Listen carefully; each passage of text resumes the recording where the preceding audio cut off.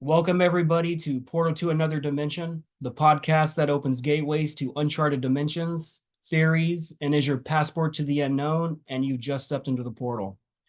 I'm Drago Reid, your host and navigator through these mysteries that lie beyond the depths of our understanding and the unexplored territories of truth. So sit back and enjoy the ride as I peel back the veil of reality, where each episode becomes your portal to unlocking forbidden knowledge, the secrets within, and the keys to awakening that lies dormant within you. Buckle up, my friends, because everything you thought you knew will change from this moment on as I unravel and unweave the threads to the cosmic play in this convoluted multiverse. Welcome to Humans 2.0. Welcome to the new reality. Today is January 28th, 2024, and I'm coming at you live from the Citadel in Tampa, Florida. Today's guest is a close friend of mine, and I've followed her story intimately for almost 78 years or so. She's one of the most known super soldiers in the world and one of the most intelligent people I know. Penny Bradley's life reads like a dystopian novel where the neon-lit landscapes of cyberpunk meet the harsh reality of covert operations in the secret space program. Abducted at the age of 4 and taken to Langley Air Force Base in 1959, she became a pawn in a shadowing game orchestrated by the CIA, only to be handed over to the German secret space program, plunging her into a world where advanced technology and clandestine warfare blurred the lines between fiction and reality. Her imprisonment led her through a jumpgate in Long Island to Aries Prima, or Aries Prime, and Mons Olympus on Mars, where she grew up under the guidance of the Germans on Mars. In Schule, she was indoctrinated with unconventional teachings, challenging Einstein's theories and delving into an amalgamation of electric universe concepts and quantum mechanics. The speed of light, once believed to be a constant, revealed itself as a malleable force, allowing the limitless travel among the cosmos. Graduating from the covert and illegal CIA program in 1964, Penny's journey took her through the dark underbelly of the secret space program, where alliances and betrayals unfolded against the backdrop of jump gates and secret bases. Being a classified agent or ghost, her testimony, verified by retired CIA archivist Doris Neely, became a digital breadcrumb in a labyrinth of hidden truths. Through a series of premeditated events, this validation led to Doris's house being burned down immediately after Doris shared this connection and testimony publicly on Penny's podcast channel. The twist unfolds as Penny, a lieutenant in the United States Navy and Nacht Waffen, the German breakaway SSP group, navigates the interstellar expanse trapped on a ship named the Zohemian. This cigar-shaped vessel, its illumined exterior shimmering with advanced shielding, carried the scars of battles fought in the shadows. The crew, a mix of humans and cybernetically enhanced super soldiers, traversed the galaxy on missions veiled in secrecy. Injected with CRISPR gene technology that blended Draco DNA into hers, Penny's cybergenetic augmentations became the key to her survival in a world where the lines between human and machine blurred. Her cyber enhancements allowed her to connect with the ship's computer, making her a telepathic navigator, but also a potential security risk. Imprisoned within the inner sanctum of the ship for 25 years due to her telepathic abilities, her quarters illuminated by the cold glow of holographic displays, she maneuvered through the corridors, haunted by the ghosts of her past. In a twist of irony, Penny's emotions was suppressed through a calculated injection, a form of emotional technology that eliminated her sex drive and prohibited personal connections. Her life became a perpetual loop of navigating the digital confines of the ship, from her room to the navigation room, to the bridge, to the officer's mess in the hallways, all while being a prisoner to the ship's telepathic security protocols, never allowed to leave the ship. A trailblazer in her own right, she became the first person from the German space fleet to step into the public eye, unveiling a life marked by pain, secrecy, warfare, slavery, and profound encounters with advanced civilizations. As a lieutenant in the United States Navy, Penny flew advanced fighter planes, battling reptilians on Mars, the stuff nightmares are made of. Her mission, to bomb raptor nests and collect remains for regeneration, wrapped in the shadows of secrecy, painted a picture of a futuristic yet eerily plausible military-industrial complex. Penny's quest reaches climax when her emotional reaction during a battle triggered a cascade of events, leading to her to be relieved of duty and transferred to the German SSP program Nacht Waffen, or Dark Fleet, its more widely known name. The digital whispers of her experiences entangled with the conspiracies and uncanny alliances of the secret space program offered a glimpse into a nightmarish reality where the boundaries between man and machine, truth and fiction, were perpetually blurred. Penny Bradley, a genetically enhanced navigator navigating the dark corners of space, stood as a living paradox in a world where reality itself seemed to be a digital construct. Wow. Comic books and superhero movies are made of your story, Penny. Welcome to the show. Thank you for having me. Wow. That was quite an intro. I hope I lived up to it today. You will always be a legend, Penny. Thank you. Folks forget that I grew up on Mars first. That while I am a loyal American, that I do understand the breakaway German culture. Because of my modifications, I was always considered too dangerous to be around civilians. So my lifetimes of service out there have all been among the military, usually on ships. It's been a trip remembering it all and sorting it out, because my memories, I had bleed through. There were things that I half dreamed about, half remembered. And then when my memories were activated by the NSA, the bleed through suddenly made sense. I had had dreams for years, decades, about a little blonde girl crawling through the wall. And I would wake up blood curdling screams, wake up the neighbors. Well, the actual memory came with the memory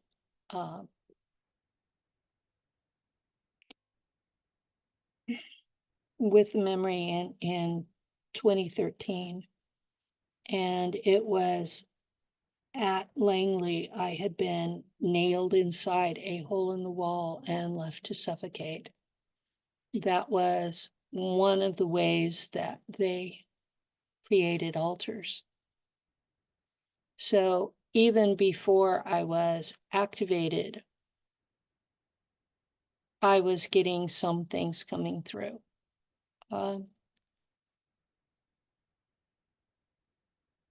It's been,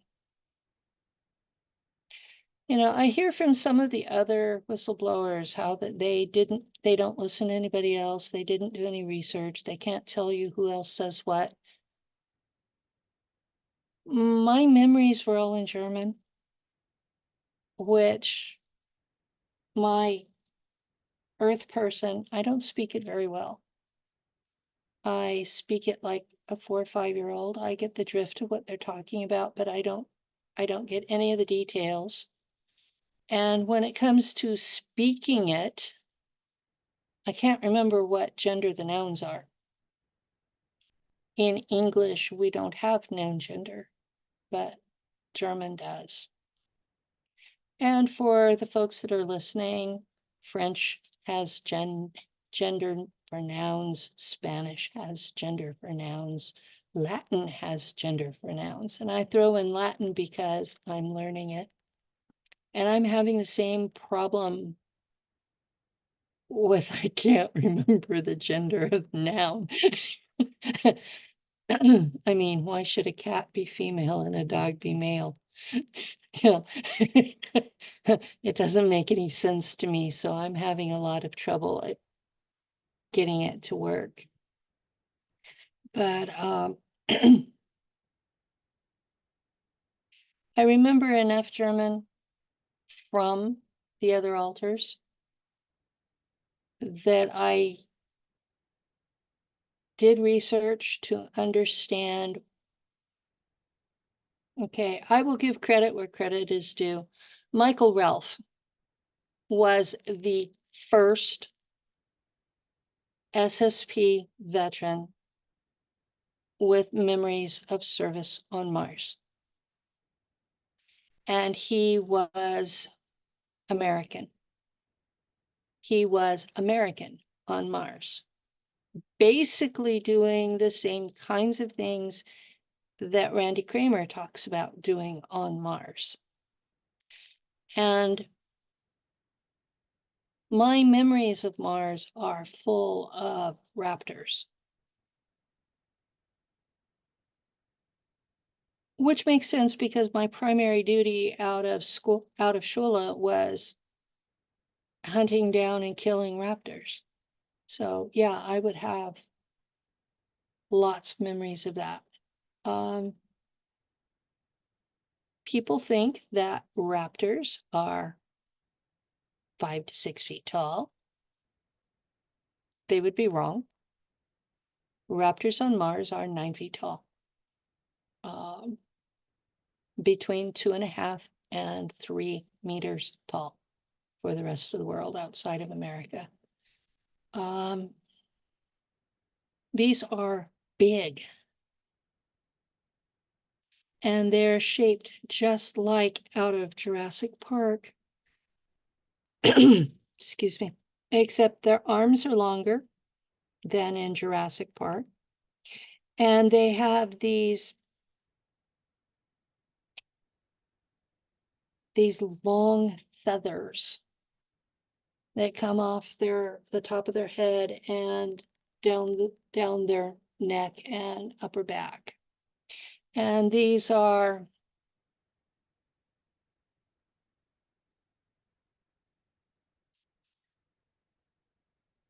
real birds came from dinosaurs. And the raptors on Mars are kind of an in-between stage. They don't have wings yet. They do still have claws. And they have these feathers that they're not thick enough to be of any use for warmth, so they have to be sexual display. And the ones in one hemisphere are brown and the other hemisphere they're green. So they do have a color difference. They've broken up into tribes, and some of the tribes will have members of different colors. So I'm assuming that they don't have a racial problem like we do.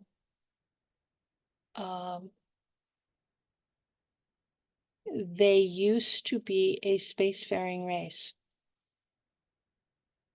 And whatever war it was that left the Northern Hemisphere slightly radioactive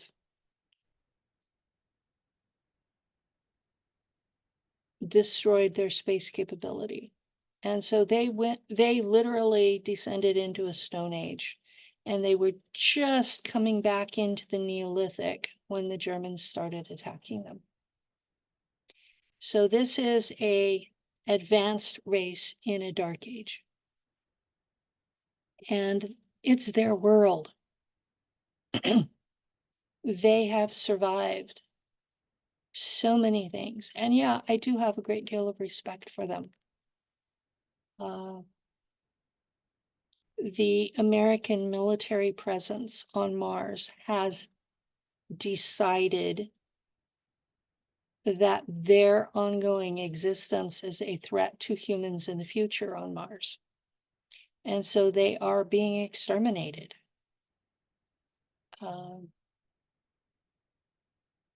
It's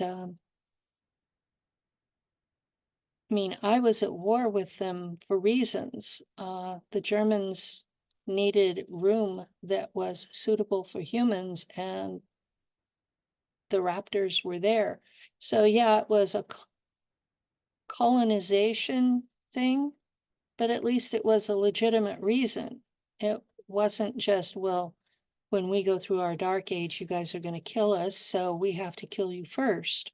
That's what the Americans are thinking.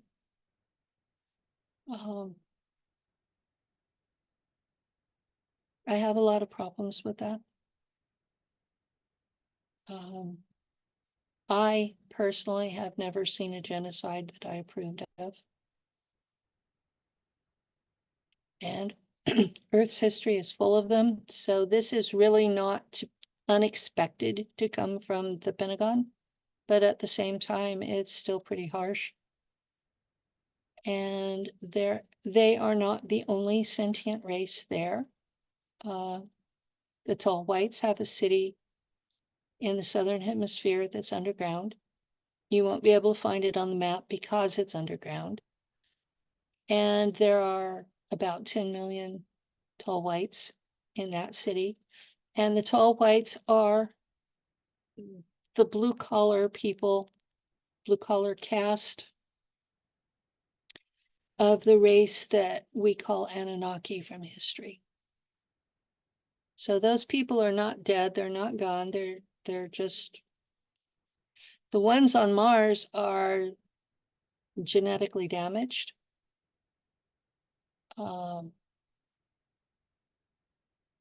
The Anunnaki that are still alive have really high infertility rates, and they probably won't survive more than 1 or 2 more generations because of that. Their options at the moment for their survival are to interbreed with humans who are already part Anunnaki, or to go the gray route and be clones of themselves. Neither is particularly palatable to them. So they're faced with some decisions. There were about 10 million Germans on Mars when I was last there in 2014. I'm not sure how many Americans are there because they bring in, well, the 2 mercenary companies, Kruger and Monarch, and Solar Warden, and the Space Marines, and all of their subgroups, who may or may not know about each other, all come into Mars for their basic space training. And they're doing target practice on the raptors and the ant people, or as they call them, the bugs and lizzies. There's also a species of intelligent fly that I don't remember, but Doris brought him up that they were in the report. That was my file. The flies were mentioned. She was surprised I didn't remember them. And that original file's from the OSS? That original file was from the Office of Scientific Studies. The Office of Strategic Services was turned into the CIA, but the Office of Scientific Studies had been their partner organization. Okay, they had been full partners since basically the War of 1812. And so when they turned one of them into the CIA and restructured it and made it look like that they'd started over from scratch, but they didn't, they formed a subgroup that today we call DARPA. But the Office of Scientific Studies had a subgroup that they called military laboratories. And I think military laboratories has been sucked into DARPA, but I'm not sure. So it was the secret organizations of the US government are a labyrinth of their own.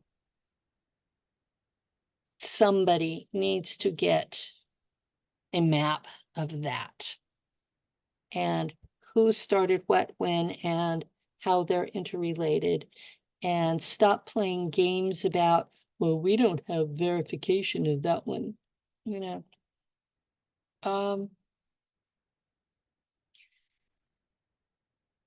This stuff didn't start at World War II.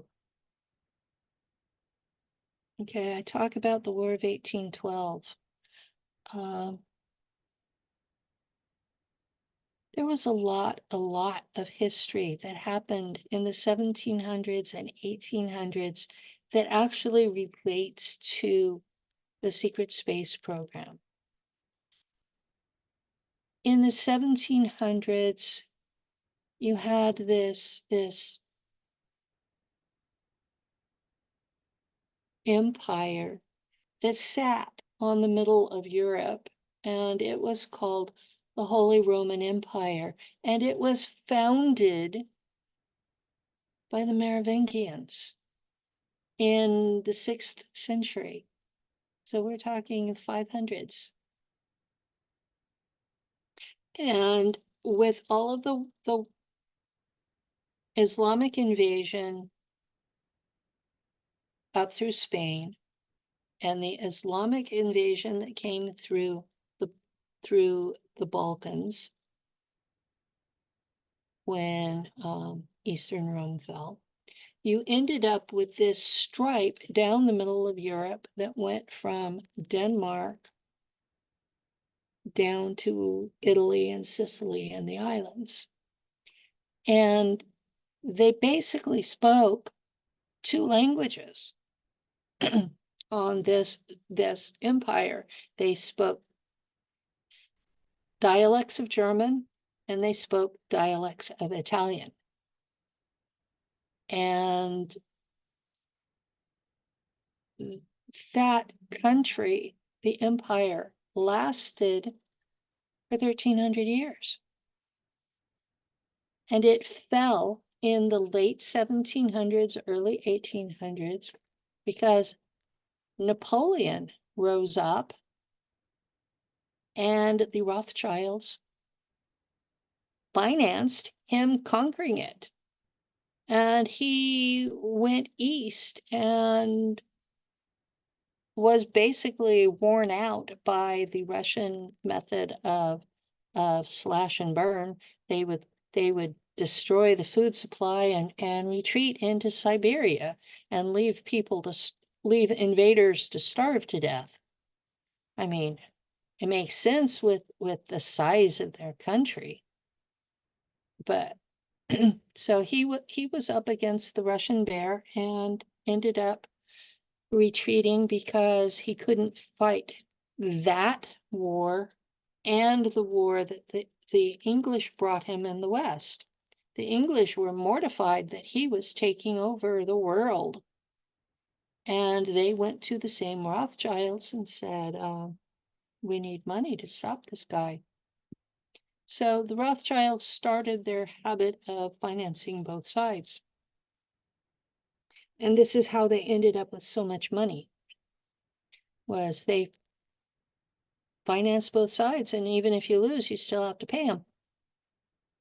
And the losers end up paying the bill for everybody. So you're looking at about a generation after Napoleon.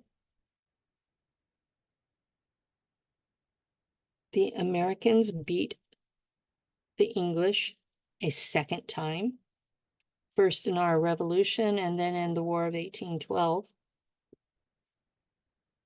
which we started by invading Canada. That's why we have Maine as a state. So we had a 2-year war that went all the way down from Ottawa all the way down the East Coast, and Florida at that time still belonged to Spain.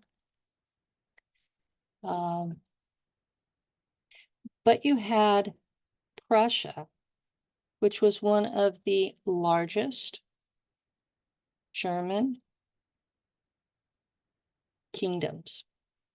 The kingdoms were under the Holy Roman Empire. So you had the Holy Roman Empire would be like the United States, and all the kingdoms and principalities were like our states.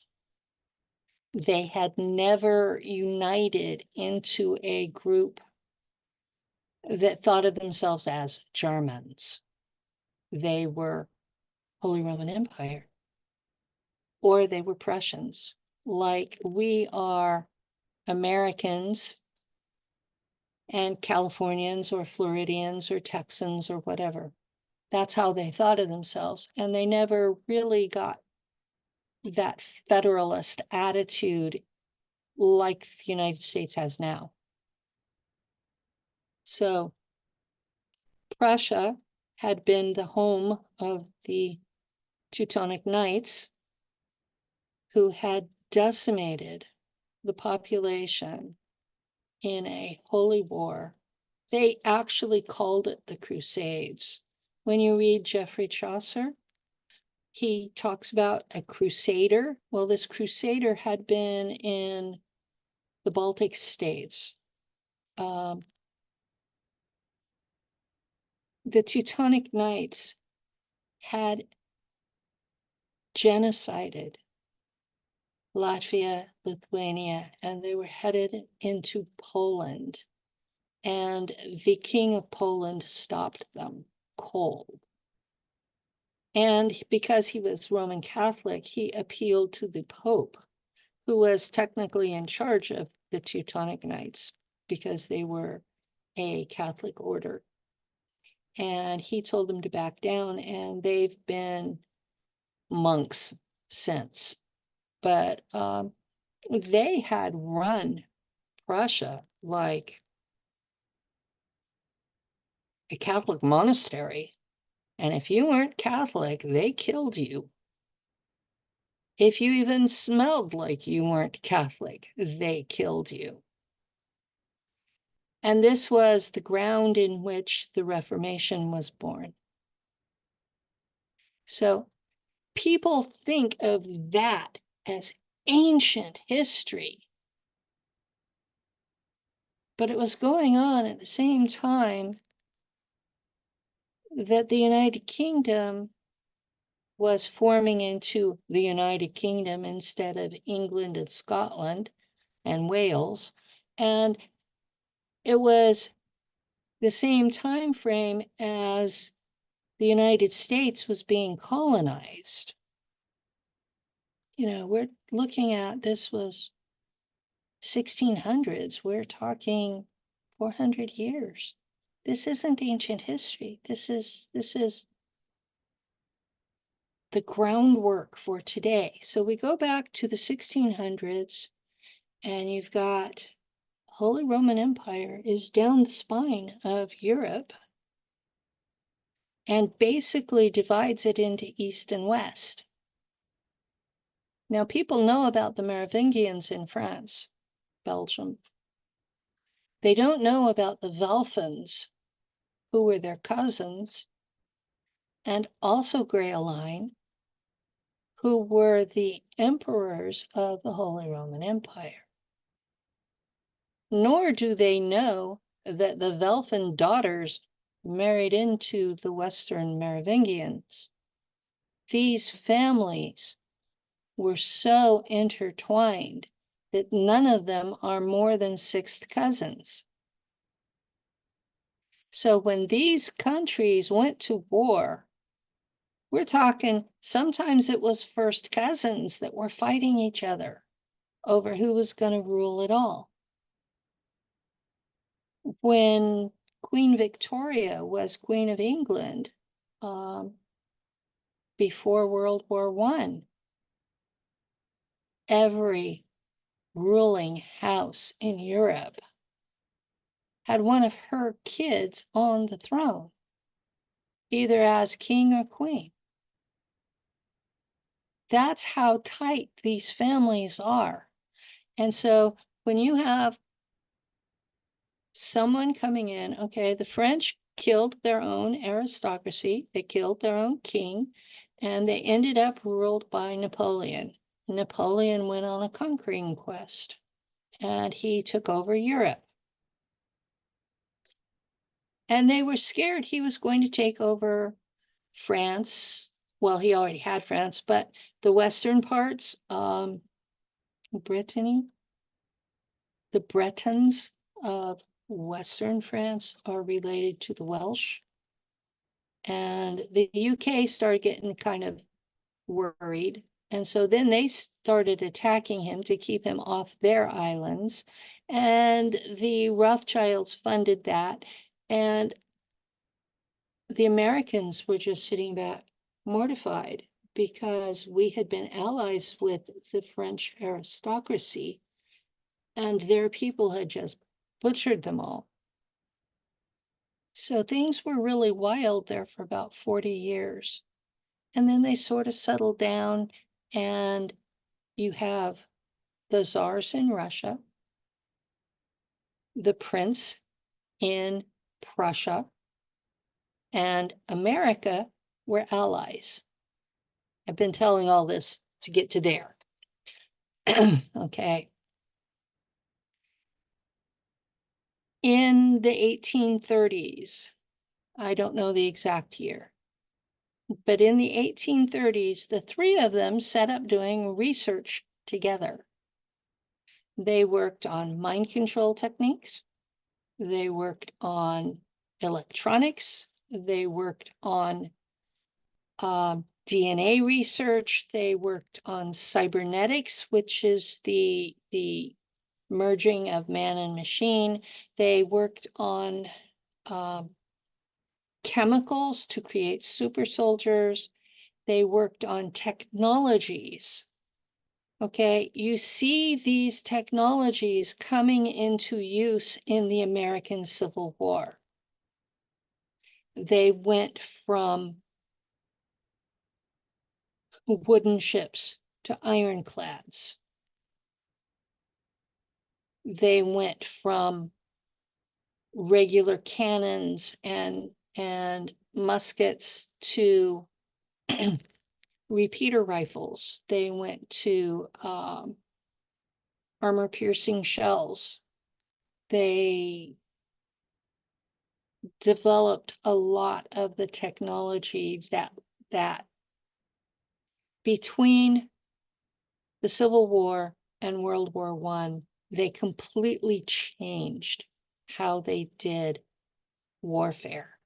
And it was because these three countries were allies up until Teddy Roosevelt was president. Sometime during Teddy Roosevelt's administration, we shifted alliance from Prussia and Russia to Great Britain. And we have called it the special relationship.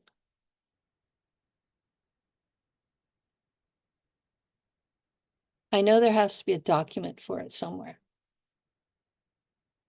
but I haven't found it. Anybody that finds that document, I would be eternally grateful. But that change, that pivot, changed the future going forward. Okay. The United States was not started by Christians, it was started by Masons and deists. They gave lip service to Christianity because it was illegal to do otherwise. The folks who actually signed the Declaration of Independence and set up the Constitution were members of the Bavarian Illuminati. And they had a grand destiny for the United States. And during the 1800s, they bragged about it. It was our manifest destiny to conquer the entire continent. Never mind, there were already people here. And we had treaties with those people. No, we were duplicitous from the beginning.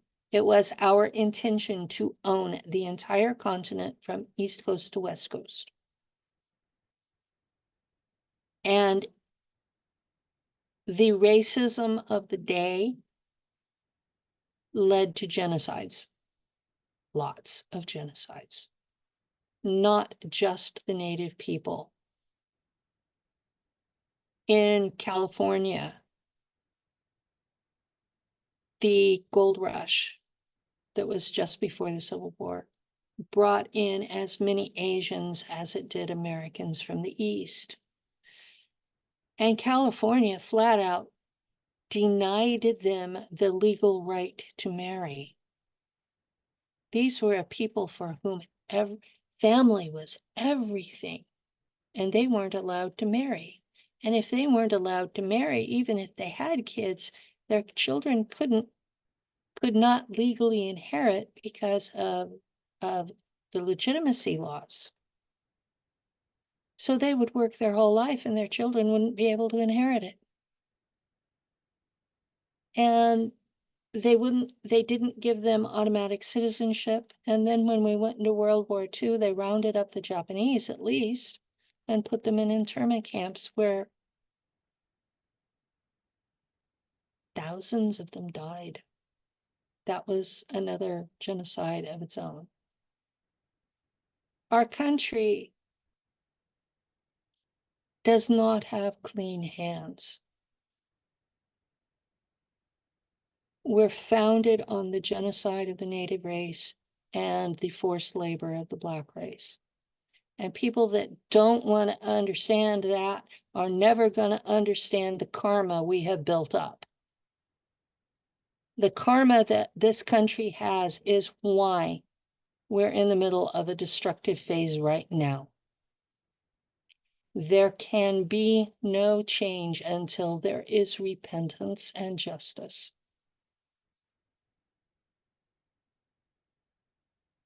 That's just basic karmic law, and it will read the same whether you're Christian, Jewish, Muslim, or Buddhist. And people need to get that through their heads. And pretending it isn't so won't make it go away.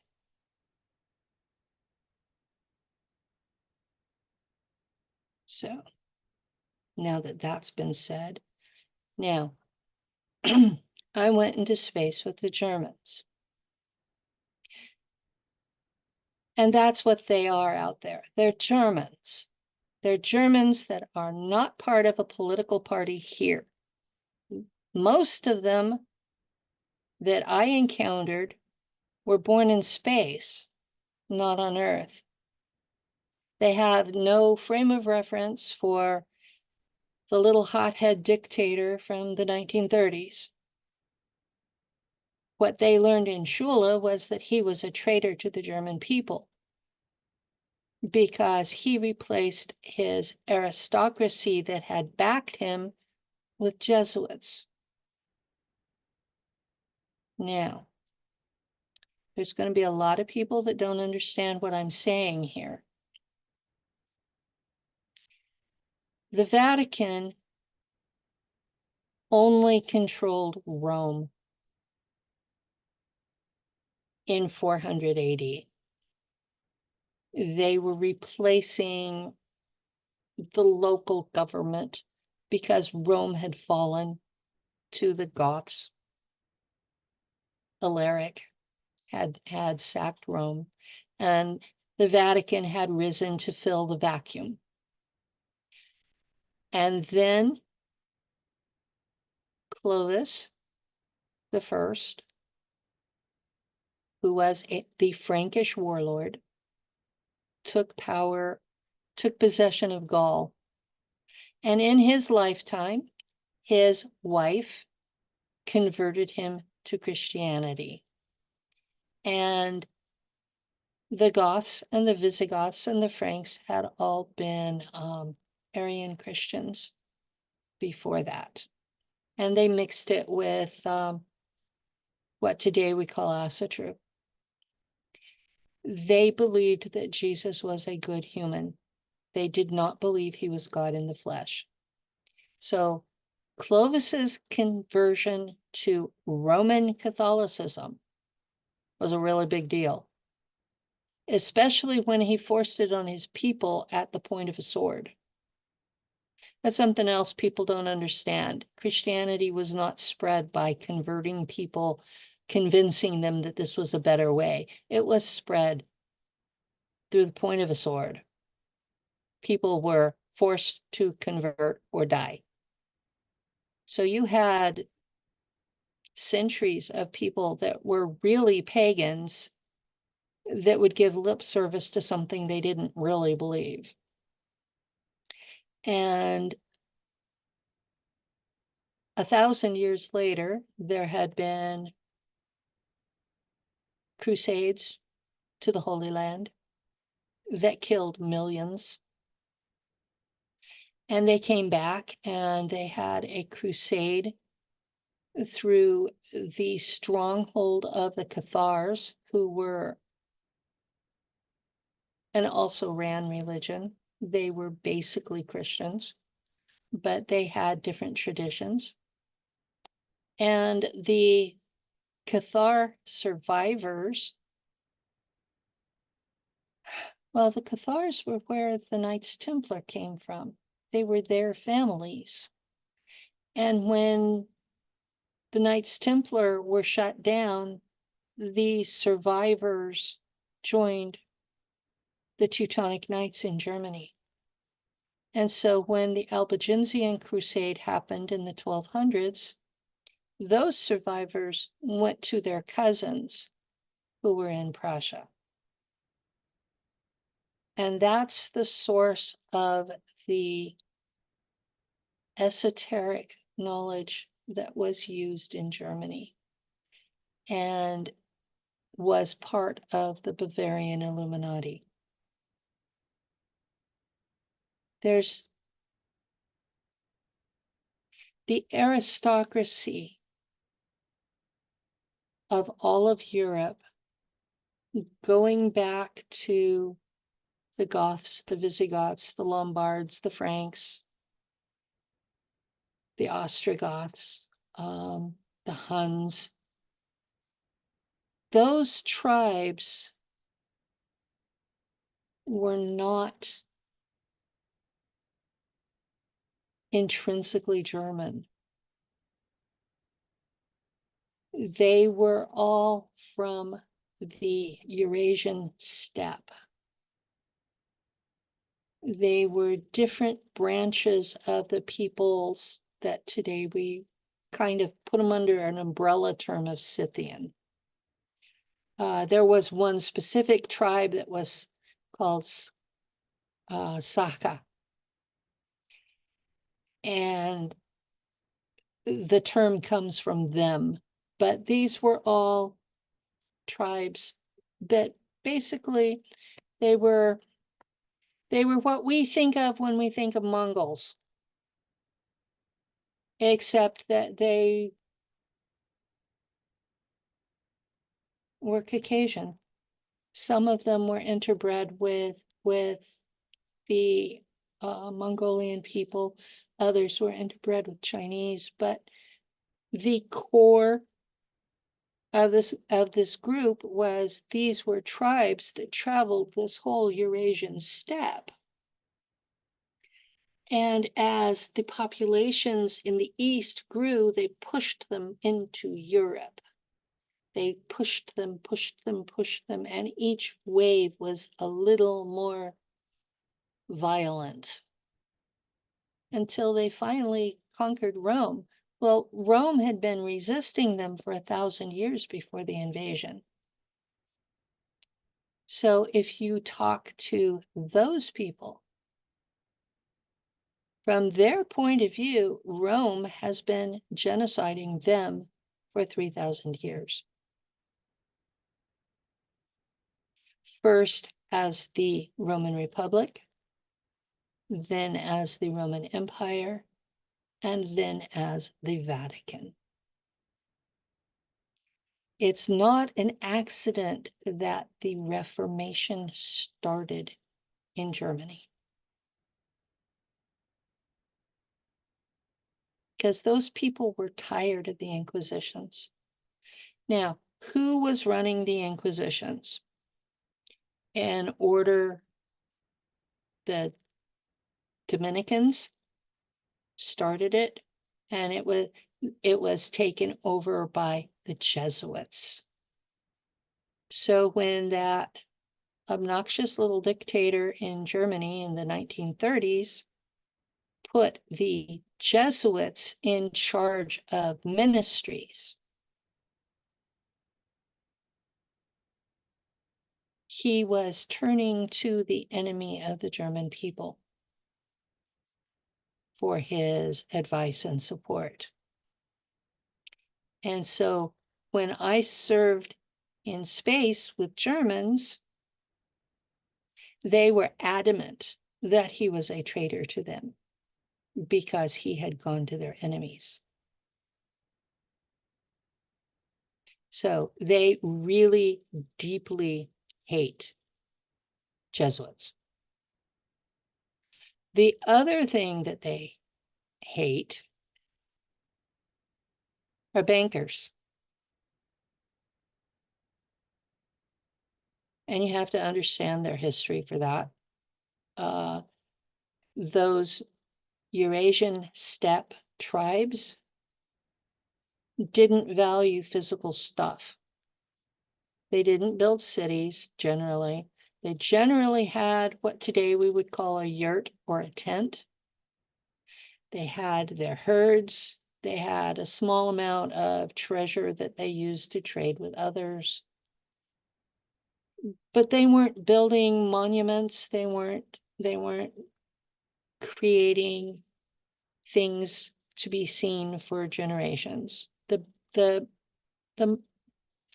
most radical thing they did was that if a chieftain died, they would build a burial mound for him, and usually have his wife and concubines and his favorite horses buried alive with him.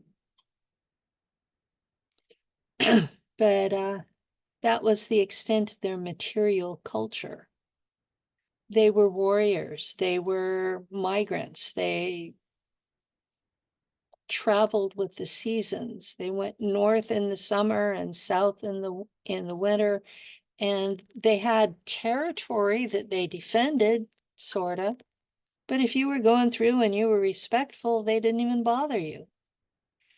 And they were pushed west, where they got slapped upside the head with the material culture that had bankers. And they really have always despised merchants and bankers for their greed. This tribal German mindset was that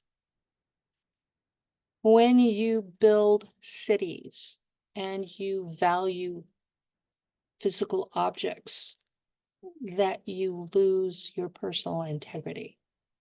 You lose your freedom because you're tied to stuff. And they saw the bankers sitting there, manipulating people, controlling people's lives with whether or not they gave them a loan, or when they pulled in the loan, or taking your things because you couldn't pay back the interest when they wanted. They saw that as the epitome of evil. And then they go through these wars and they find out that the bankers are financing both sides. And then they come to the end of World War I,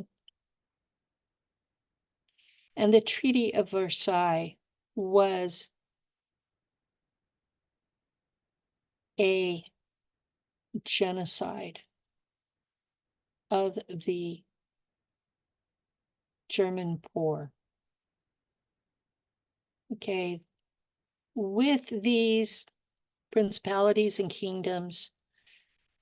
The aristocracy were brainwashed with this noblesse oblige, that if you had power, with it came a responsibility to make sure that common people were taken care of. Well, the Treaty of Versailles took the power away from the traditional tribal leaders, away from the aristocracy, and a democracy was installed from above. Those people had no idea how to run a republic. And none of the aristocracy were allowed to run for office. That was part of the treaty. It had to be all new people in charge. Well, these people didn't know how to run anything.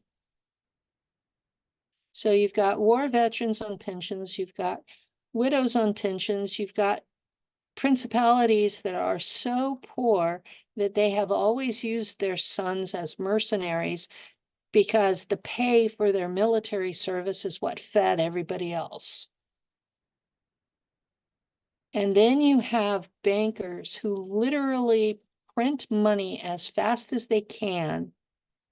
When you look at inflation in an economic book, the Weimar Republic is the example, because the bankers printed so much money that it took a wheelbarrow full to buy a loaf of bread, which means that if you're on a pension, you're going to starve to death. That was what this mess came out of. The aristocracy thought they could bring in a strong man who would put the country back on an even setting, an even keel. And what they got was a strong man who installed their hereditary enemies as his advisors and destroyed the country. Now, I get a lot of questions about, well, didn't he go to Antarctica? Well, if he did, he got turned away at the door because they wanted no part of him. The CIA has records of him living and dying in Argentina near the Bolivian border. He died an old man in South America. Very bitter, sick old man, died in his bed. He was a complete disgrace to his people, and he has caused so much trouble. Now, as far as some of the beliefs that he put forward, when those folks got into space and they met extraterrestrials,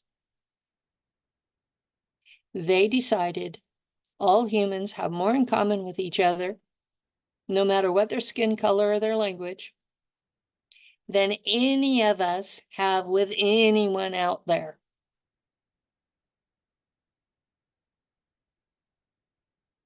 Now, they still prefer to be Terran human in their DNA. They don't want mixing with ET. But they're not the racists that people here think they are. Yes, they're still very German. They still have that military feel to them. They're still, if they find something that bothers you, they'll pick at you with it. But they're not going around killing somebody because of the color of their skin or what language they speak or what religion they have. Actually, they don't really teach religion up there. They teach religion is a mind control technique. They do teach ethics. They do teach integrity. If you're a lying, scheming manipulator, you'll find yourself in trouble. But they're not Christians. They don't worship gods. They're not Jewish. They don't really hate anyone who does believe that stuff. They just don't believe it themselves. And they think that the people who have a deep faith in a god should meet him, because all of Earth's sky gods are Anunnaki. They're ETs.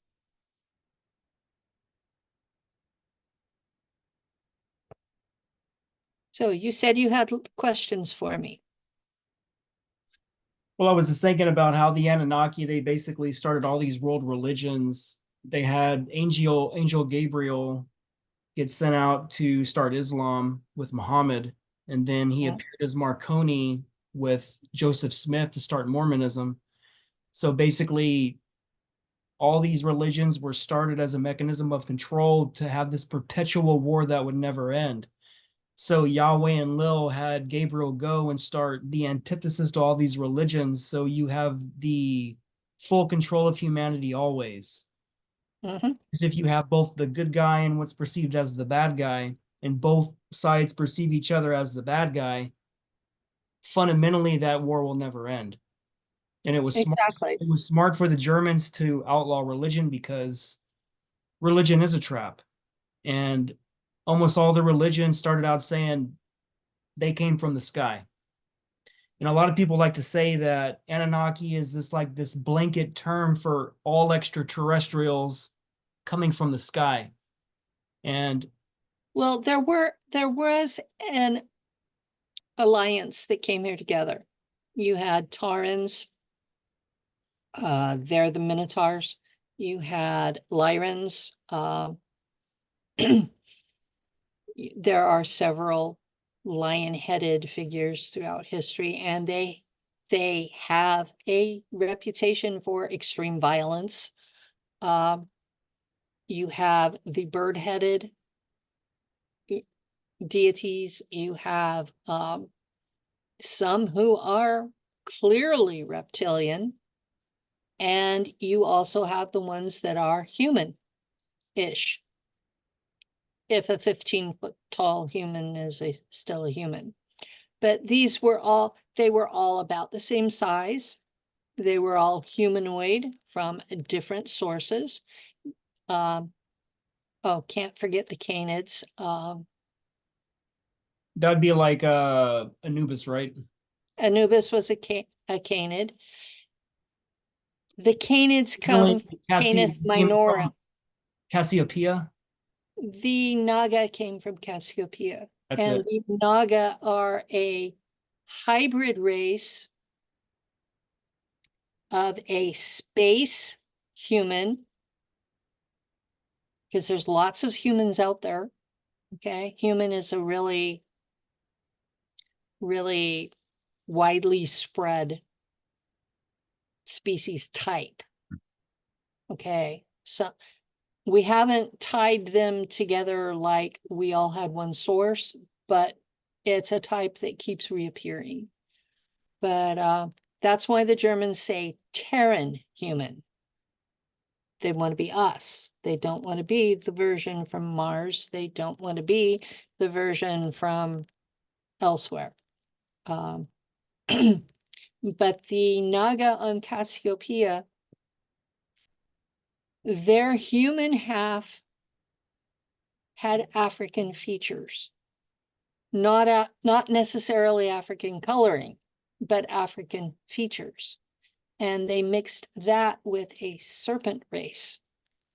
And as hybrids, you sometimes ended up with more than one head. You sometimes ended up with more than one snake tail. You sometimes ended up with more snake than human, or vice versa. And they are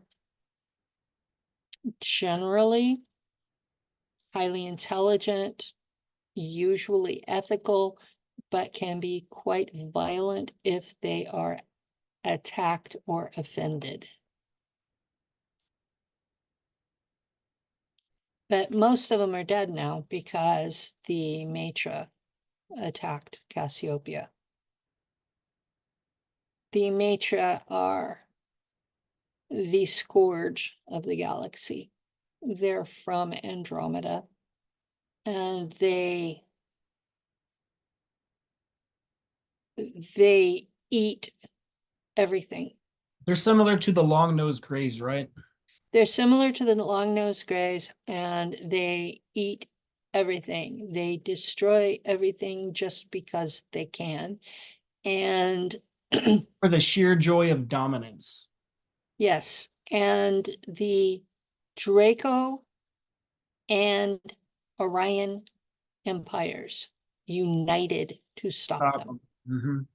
And so those who channel the Matra talk about the reptilians as evil because it stopped, the reptilians stopped the Matra.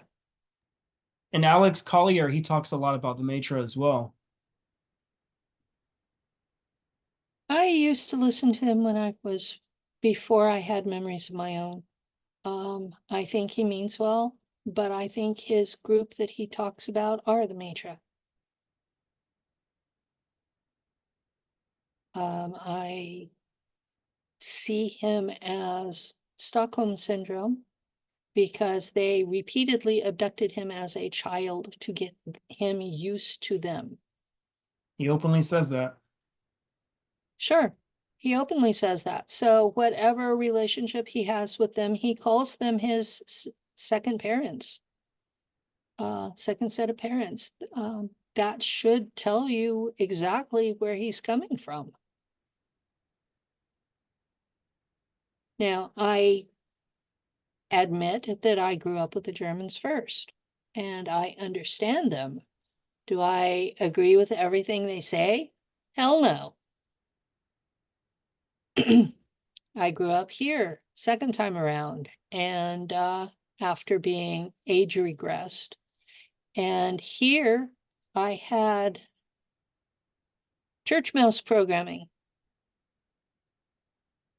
I have spent my entire incarnation here as a church mouse. I've been the step just below clergy. Either the preacher's, I was a preacher's kid, then I was a preacher's wife, and then I worked my way up in the Episcopal Church and became a lay minister. That was the American version of Anglican, right? Huh? The Episcopal is the American version of Anglican, right? Anglican, yeah. Mm-hmm. And you also became a postulant for holy orders as well, right? Yes, I was a postulant for holy orders, which to people without a Catholic background, that means I applied to become a deacon. I did not want to be a priest. But the deacon stage is in between lay minister and priest. But it means you go to seminary and you learn this stuff. Well, I did go to seminary for a year. I went to Mennonite Brethren Biblical Seminary in Fresno. Yeah. So when I talk about Christianity teaches blah, blah, blah, I come from a background of having studied it. I don't come from, well, this is what my church taught. And I grew up in the Church of Christ ante, so I know what my church taught. Yeah, you're in Florida, so you know what Church of Christ is. They're a cult. So A lot of them. there's a lot of them in the South. And that's my dad and my first husband were both preachers for them. So I left the Church of Christ during the Crossroads mess. They reached a point where they believed that you could be saved by your own efforts without any input from God. And I told them, so you don't believe in the Holy Spirit at all? You don't believe in grace? You don't believe in divine intervention? What did you keep from the Bible? So that was when I went to the Episcopal Church. I drifted through a couple of places first. I have read the Bible 8 or 9 times. I can no longer quote chapter and verse and tell you exactly where it is, but I can give you a pretty good idea of which book it's in. And I've studied the Gnostic Gospels, and especially from Nag Hammadi. And I've read Cathari books. I've read Sumerian tablets in translation. I've read Budge's translations of temple and pyramid texts from Egypt. I've been reading Greek mythology since I was 10 years old. I've studied Greek and Roman philosophy. And the last 2 decades or so, I've been studying what in the West is referred to as esoteric knowledge. That's where all the truth. That's where all the truth is. I come from one of those families, and in about 2010, I was, how was it he put it? He says, Penny, you're really smart, but you obviously went to public school. You want to learn what you missed? He's never asked me to sign any documents. He's never asked me to protect his name. I have because I just don't want him attacked. I appreciate the efforts he's gone to teach me. He said I was really easy, that all he had to do was give me a reading list and I'd take care of it myself. Just point me. And he said I'd already figured out the basics on my own before he started. So I was excommunicated in 2005. That was the final excommunication that stuck. And that's after they slapped you with like 104 exorcisms that were required, like what was it, like every week, one a week for 2 years. Yeah, 1 a week for 2 years. And that was, I now understand that that was because I had altars, and they did not understand what altars are, and they thought it was demons. But the first team, it was a Roman Catholic style exorcism by the bishop's team, and it ran 5 hours. And they pronounced me clean, and then I came back to my home congregation, and they had a team from Elijah House, which is a Pentecostal group. And they go about it differently, but it's just as intensive. And so these were Elijah House exorcisms once a week for 2 years. And they finally, at the end of the 2 years, declared that I was clean. And then they excommunicated me anyway. What is the process of that as the Elijah House exorcism?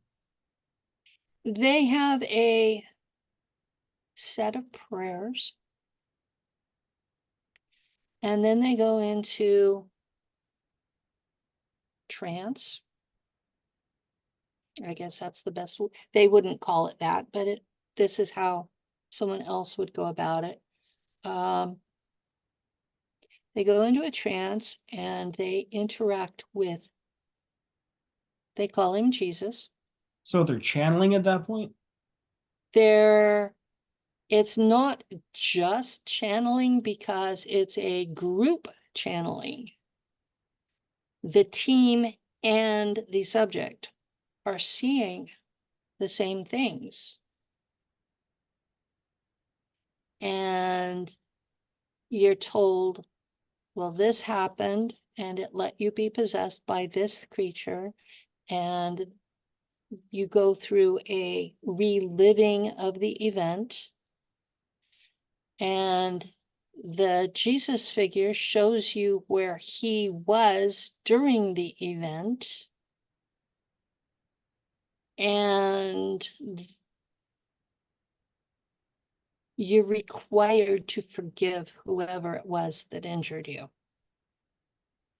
Now, at that point, I had no memories of space. You know, I had an occasional bleed through that I had no explanation for. These were weirdnesses in my life. And I had abilities that I was barely containing. But that particular congregation considered me a prophet because they would ask me a question and the answer would just come pouring forth like channeling. And whatever source I was tapping into really knew the Bible. And it was,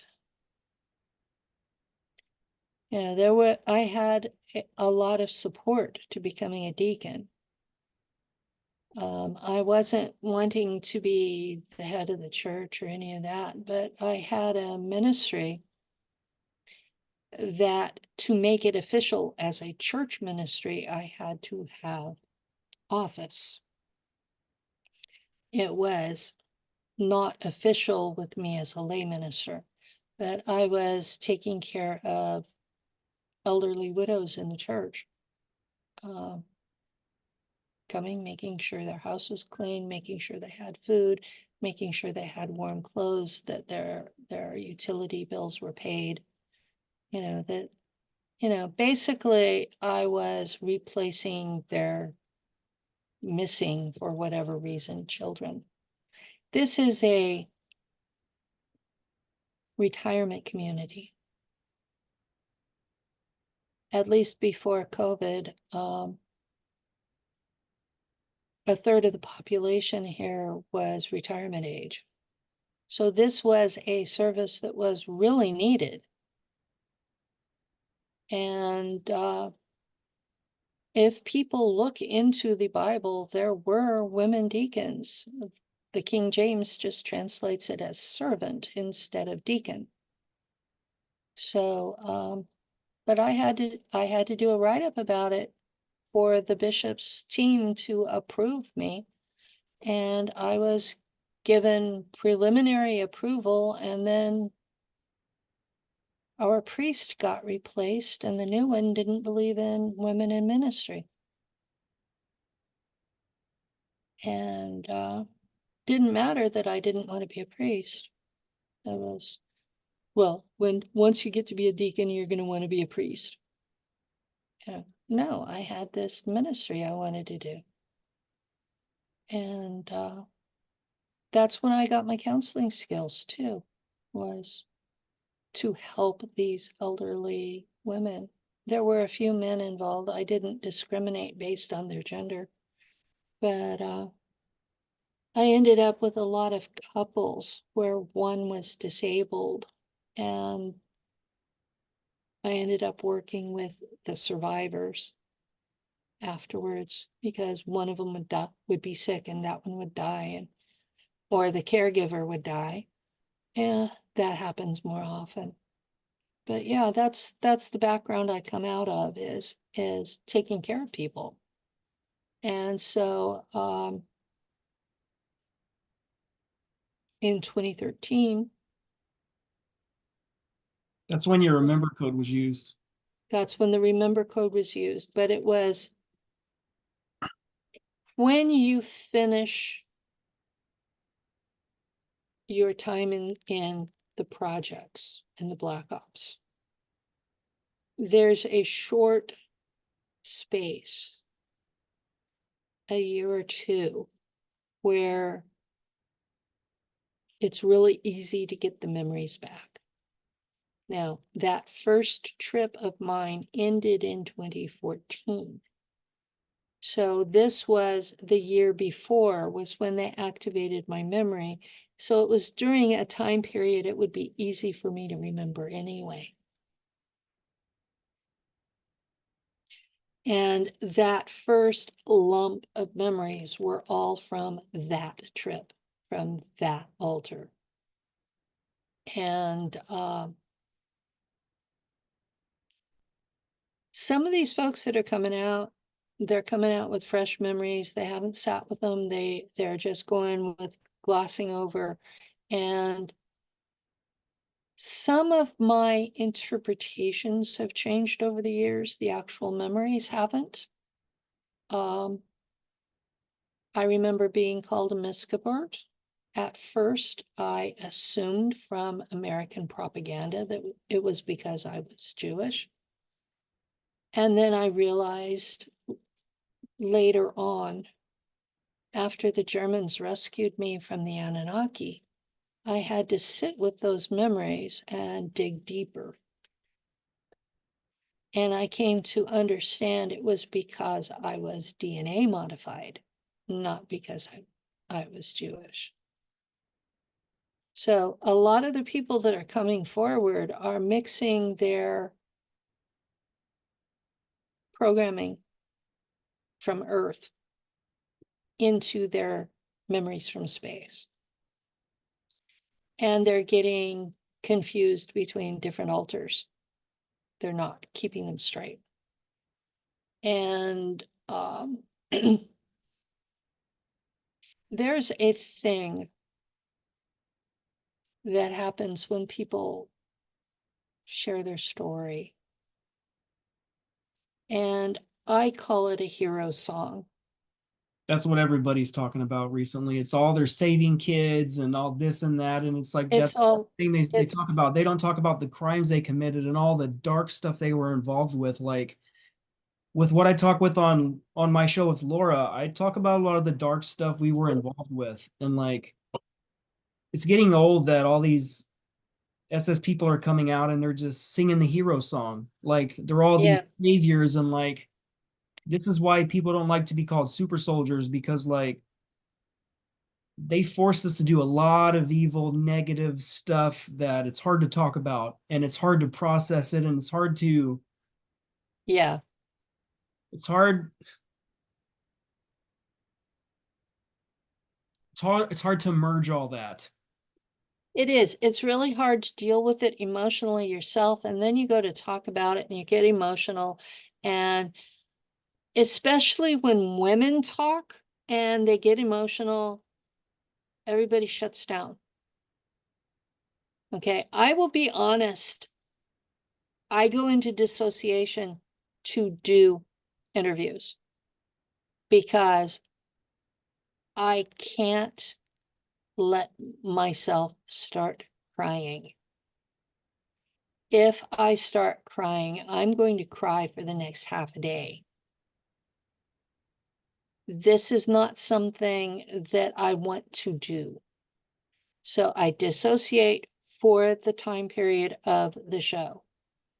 I can see what happened. I remember what happened. I'm just not feeling all of it. And that's for my own protection. It is a protection mechanism because if that wasn't in place, you wouldn't come out of that dark hole. Like to I, remember the things that we had to do, like I think about it all the time and it just hits you. And it's like right when yeah, the memory hits you, it's just like you can't say anything. It's like you get overwhelmed with emotion and you feel it here and you want to cry because it's like the stuff they made us do and take part in, mhm. it's despicable. Like we were Um, nothing but slaves in these programs and like the times we tried to even fight it. though I was an officer, I was a lieutenant. There have been times I've gotten as high as commander. I have an alter right now who's considered a captain. But I'm still a slave. I'm there against my will. I don't have any way to come home. I'm not being paid, and I can be tortured if I do wrong. I'm used to that. That's slavery.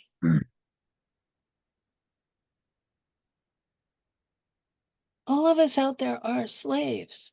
And anybody that glorifies it, it's just a mind game they're playing with themselves. And also, most of the ones that's playing that hero song, you suspect them of being a plant because, like, if this is all the stories you have and you have nothing but saving people's lives and stuff, number one, you're running a program, and number two, you're running a narrative. And like Um, people need to understand, like a lot of people that look up to us as being abducted in these programs and stuff, they almost feel like we're like these rock stars. And like it gets that old. make that makes me cringe. Me I'm too, sorry. because it's I'm like, sorry. It just does. I'm not a hero out there. I'm someone trying to get this shit stopped. and you And always say like they do this to children, and like you've always said that there's nothing they can do that consenting adults can't do voluntarily. exactly. People wants to be a super soldier, you can sign up, man. You are in Okay. for a ride that you do not understand, and you once you sign that contract, you will regret it. Like Now it's not just fun lifestyle. there are people coming out now who did sign up. Daryl James signed up. Uh, Jason Rice signed up. Uh, Michael starts with a G. He was only out for a couple of months, and then he decided he didn't like the community and he left social media. Um, but he was on Dr. Sala's show. Um, he was a space marine.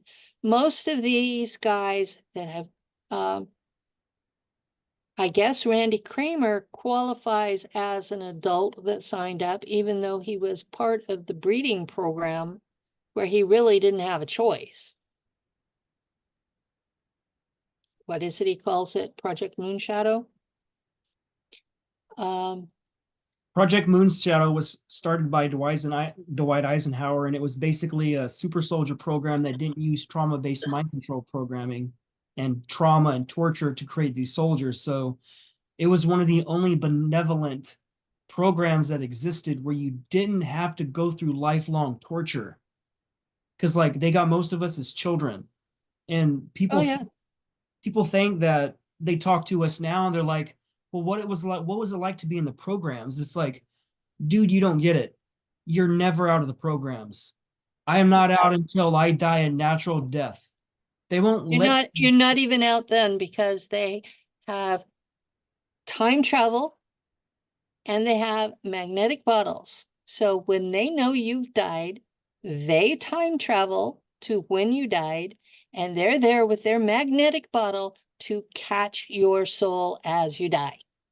a lot of the super soldiers talk about that. They'll put you on a shelf in a magnetic containment device, and like they show that all in the Ghostbusters trilogy or Oh yeah. anthology movies. It's like it's an electromagnetic containment device. And Mm-hmm. not only does it trap apparitions and plasma beings, it also traps souls because they Yeah, found out there's a technology that our souls are made of and they can entrap us. And it's like exactly. that's how they put us in clone bodies. Like when we die in a clone body, it rehomes and they can intercept it when it's being homed back. Yep.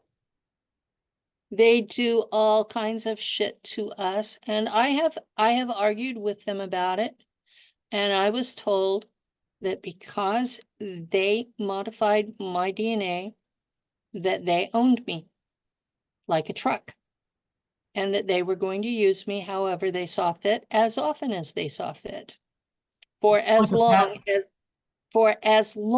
as they saw fit. And the Germans told me, "Oh yeah, when you die, we're going to come get you." and we're going to take you to Mars and we're going to regenerate you and we will keep you there with us as long as you can be regenerated. And they thought that was going to be reassuring. Mhm. They said that my services as a navigator were too valuable to allow me to die.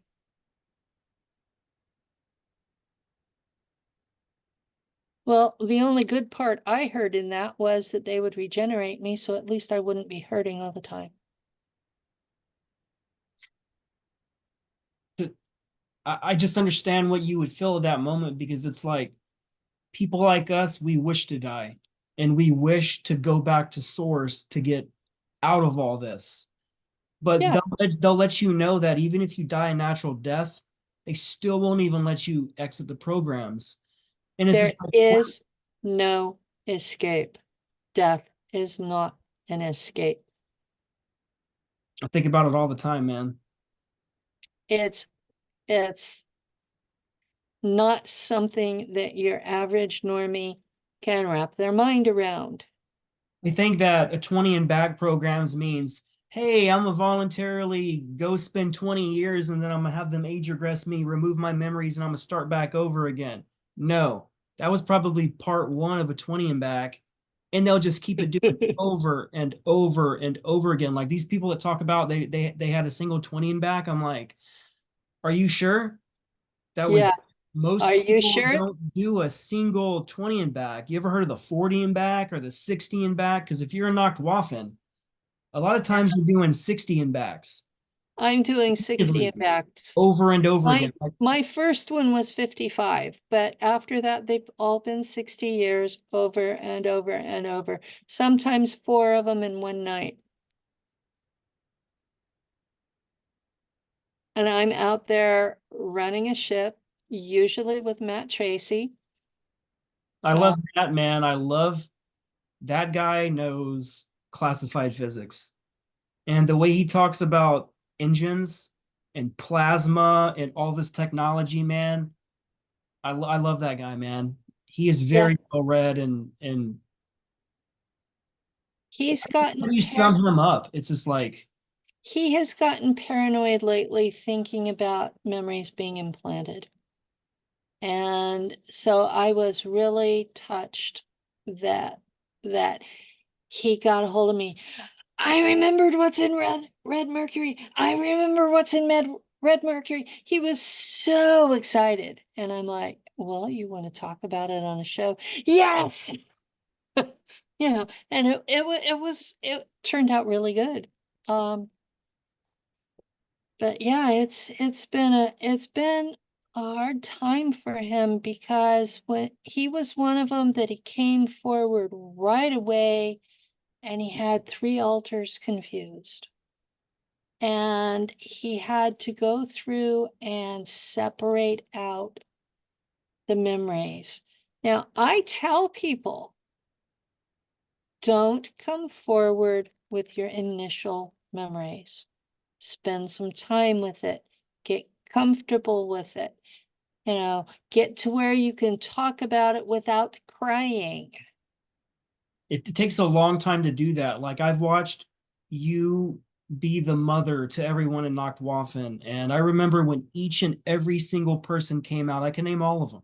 I followed every one of their stories, and like the person they are today versus the person they were in episode one, episode two, you would see them Mhm. break down crying all the time, because like to talk about these things, you're bringing trauma that is so severe forward that you've never truly understood how deep it goes. And the Yeah, moment it starts coming, it opens up a floodgate that you can't stop. yeah. There are some of them I've just told them you're not ready to be public. And they thought I was terrible.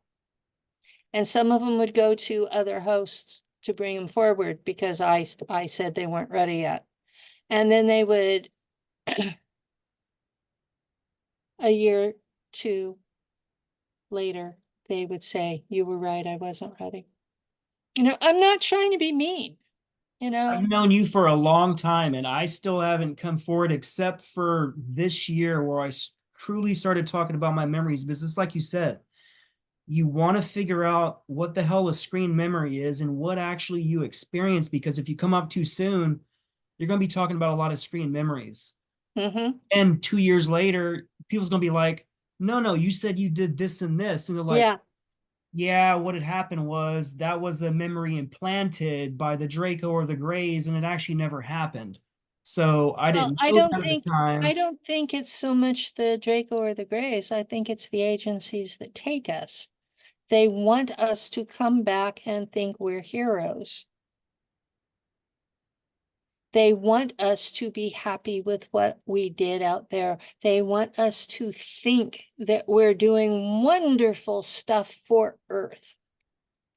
And the truth is, it's the same old colonial and imperial bullshit that humans have been doing for thousands of years here. We're just taking it out there. Yeah, they're expanding the empire and they're killing everyone they come across if they can't make a deal with them. If you have resources that we want, we're going to take it. It's just Exactly. people don't realize, like, when the Draco invade, the Draco are very pragmatic and they like to make deals. They don't like to just openly invade a planet. They're gonna be like, hey man, we're gonna offer you these deals. If you don't take it, then Nacht Waffen comes in. Like, most people don't fear the Dracos. It's when Nacht Waffen shows up in the atmosphere, you Because know we can be really nasty. The and the armada that I've been part of with Joseph Powell's altar in charge. yeah, Wow. Pinder. Pindar. Yeah, you guys basically ran like a pirate kind of thing going on because it got That's way what out of control. he was way out of control. And it was, if we came into their orbit, they immediately surrendered to the Draco. That tells you the Draco aren't that bad. Okay? They come in, okay. The Draco are like the mafia. They run a protection racket. They have this huge empire, but it's a protection racket. They come in, you give them a percentage of your gross planetary product. Whatever it is you do or grow or make, you give them that. And that protects you for the next cycle. However, it's so many years on Thuban, their home planet.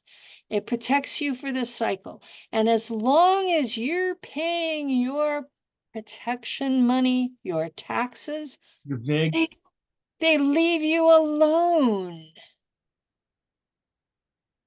It's whenever you stop paying them that you have a problem.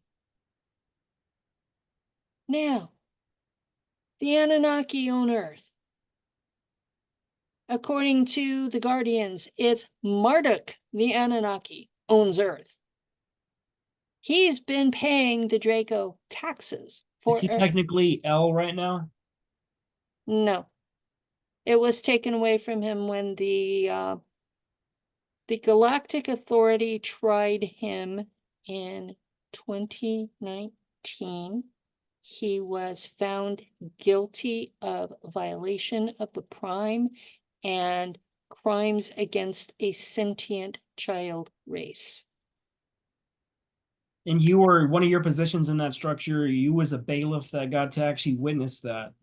Yeah, I got to sit there and watch him cry crocodile tears through court because he was claiming guilty but repentant. So they didn't kill him, they fitted him with a bomb in his head. So if he relapses, they'll blow up his head. But he cannot hold a position of authority because he was found guilty of violating our rights. And it's because he accepted child sacrifice. So yeah, he wasn't. None of the Anunnaki eat people. I mean, No one talks about that. Like, a lot of these people, they're like, the Anunnaki are like these good beings, and like Enki is like the savior of humanity, and like he saved us. And I'm like, Really? You're Really? watching way too many YouTube videos because you have Yeah, ever interacted with them. Yes, they eat people. And yeah, it's a lot deeper than that, man. It's kind of like no one talks about how the Lyrans, they ate people as well. Everybody's like the yeah. Lyrans were like the good benevolent race, blah. They ate each other, man. Then Orion's Wars I'm came. trying to think of her name. The lion goddess of Egypt. Sekhmet. Sekhmet. There's a whole hymn to Sekhmet about her going through and killing thousands of Egyptians, and she was so lost in bloodlust because she was eating them that they finally brewed they brewed a lot of beer and they mixed blood with it so she would drink it. This was Sekhmet. She was a Lyran. People who think these are all benevolent beings really need to read the recordings from the ancients. The Egyptians and the Sumerians and the Assyrians, they talk about them. And there's so much about that in the tablets. And like everybody that they always come at me trying to link YouTube videos and they only want to quote Zachariah Sitchins every time. I'm like, Well, listen, Zachariah was one person that interpreted the Sumerian tablets, a single person. And you're not realizing he only interpreted so many tablets. We've discovered we have the Ashurbanipal library. We had Nag mhm, Hammadi in Egypt. I think it was in 1952 or 54. There's all this stuff we discovered. And like, mhm, I don't get a lot of my interpretations from Sitchin. Yes, I read his stuff because you got to read all the sources. But I yeah. like to read a lot of Stephanie Dowley, a lot of George Smith, because they were the original Assyriologists that Sitchins was getting his interpretations from. Everybody always Well, focuses on I've read a lot of Sitchin's stuff, and I do keep it if somebody wants it. I have PDF versions. I figure he's dead. Nobody cares who gets the money.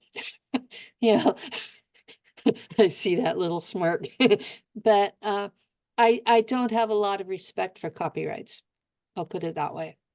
Um, if someone's alive and making money off their own work, yes, I will say buy their work. But if they're dead, who cares? Um, that may sound cold, but it is what it is. Anyway, Sitchin never made any of them sound wonderful to me. I mean, the stories I read, I agree. So, like, where do they get all this mythos from of the Anunnaki and especially Inky being the good guy? It's just like you've truly read nothing if you think that he was not guilty of murder left and right. Like, look what happened in Atlantis. murder, rape, uh, serial rape, Him and his brother were serial rapists. And like no one thinks about these things. They only focus on Enlil being the main rapist, like AKA Zeus. Like Zeus was a known rapist. And like one of the things that's a pet peeve to me is I'm a tattoo artist. And there's this trend about getting Zeus tattooed. It's a specific portrait of Zeus that everybody gets. It's on Pinterest. And I think every time I see a portrait of Zeus, I'm like, you literally have one of the most evil rapiest of people that raped the most people, that subjugated the most people men and on our women. planet, just on our planet. That's not including anything with the Orion Wars or anything like that whatsoever. If you truly read history, these guys, You truly read history, women and young boys have been considered property since the Anunnaki created us. and they all took human sacrifices when Thoth and Marduk warred, and then Thoth came down to South America. He came as Quetzalcoatl and Kukulkan. All the Mayan stuff and the Aztecs, it Well, was human sacrifice. Like I think even 30,000 people in died in one weekend with one of those even ceremonies. in the Bible, It says in Moses that what opens the womb belongs to God, of both man and beast. It's not bullshitting. The gods ate them. Now, under Moses, there were ways you could redeem your child by offering an animal sacrifice instead. But the underlying core theme was what opens the womb, the first child, belongs to God, for God to eat it. Now you watch that go on through all of Canaan. You watch it go through the whole Middle East. The month of August used to be called consecrations because that was when they sacrificed babies, firstborns. And people have completely missed that it's even in their Bible. And this is what the Illuminati use. Like, this is part of their religion, sacrifices of the firstborn, like even celebrities. Like, no one thinks to look into like all these celebrities that lost their first child. And if they didn't lose the child, they raised their kid as trans. And if you don't sacrifice a kid, you still got to sacrifice another child, even though it doesn't belong to you. It still requires a sacrifice, no You matter. have to replace it. And these people are not worshiping Yahweh.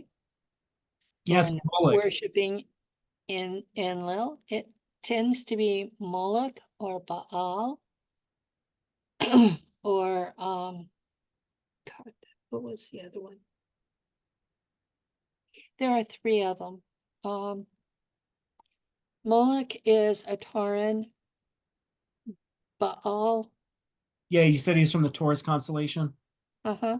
Baal was Anunnaki, and the other one was a reptile. I can't remember his name, but there were three of them, and they were all from the Anunnaki collective rather than the Shahami race. And And you said Moloch kind of more resembles a minotaur, right? yeah, Minotaur. Well, they draw him as a bull.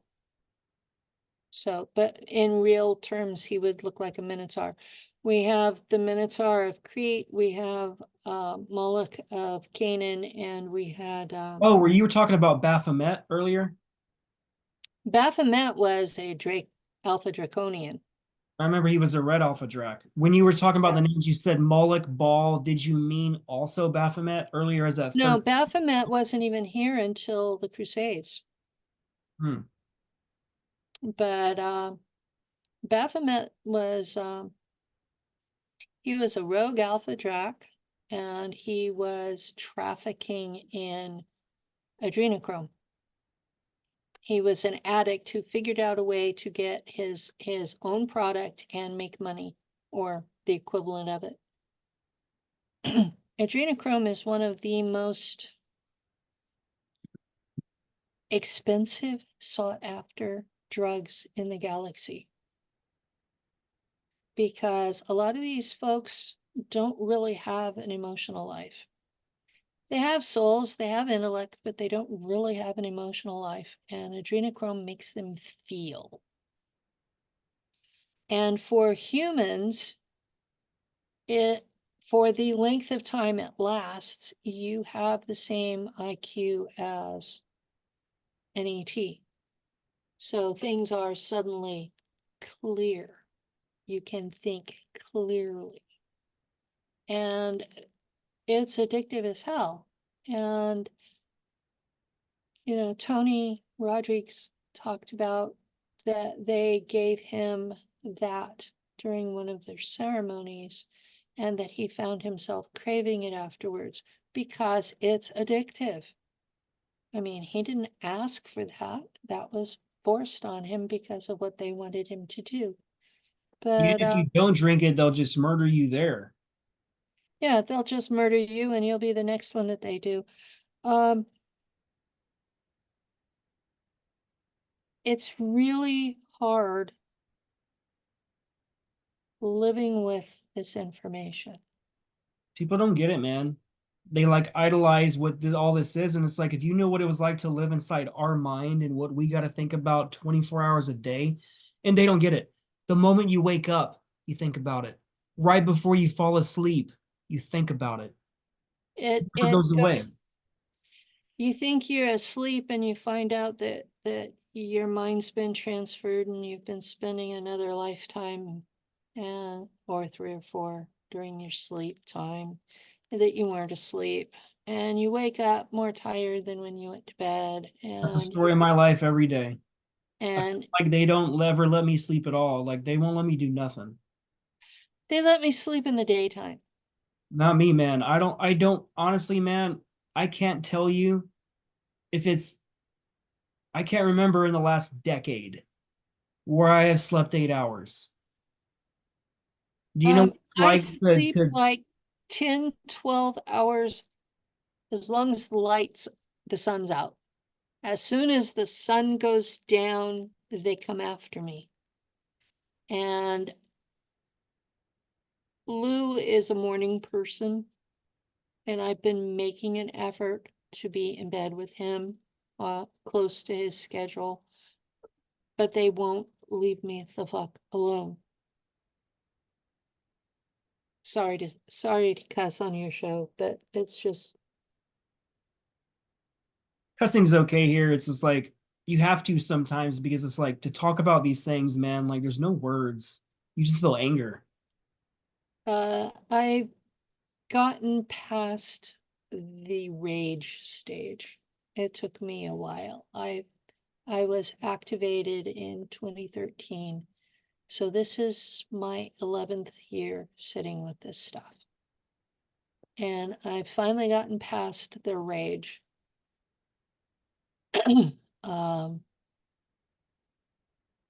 and then the group that wants to run the world rose their ugly heads, and my rage has focused on them. And that is going to, it's going to get me in trouble on Facebook. It already did because I called one of them a genocidal maniac. Might as well And say it. Like, don't worry about it, man. Like the shit they're censoring us for is stupid. It's stupid. um, okay, I will out and out say it. John Kerry, who ran for president several years back and lost, is the United States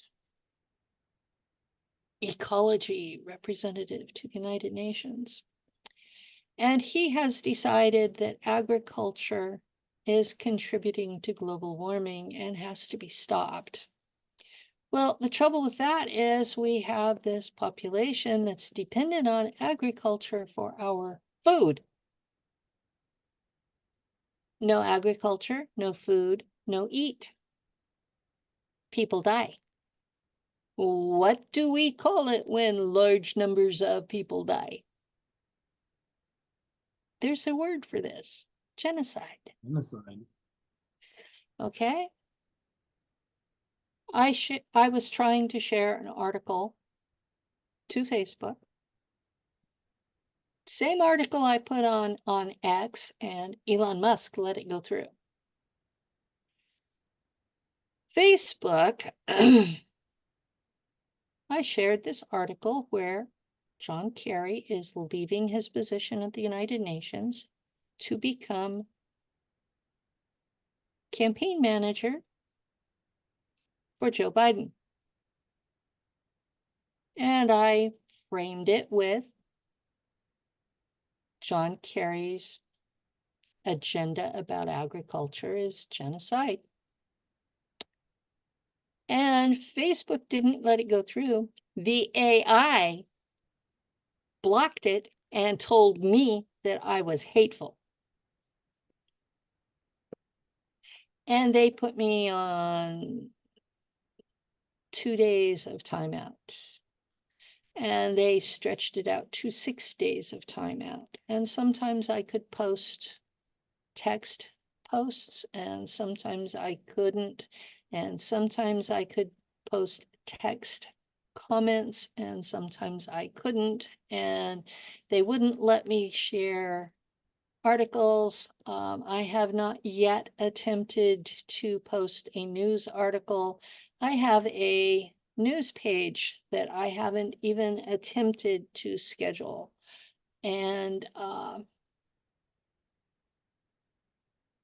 they made it really clear through this process that I'm on their shit list, that it's not just what I'm talking about, but they are targeting me.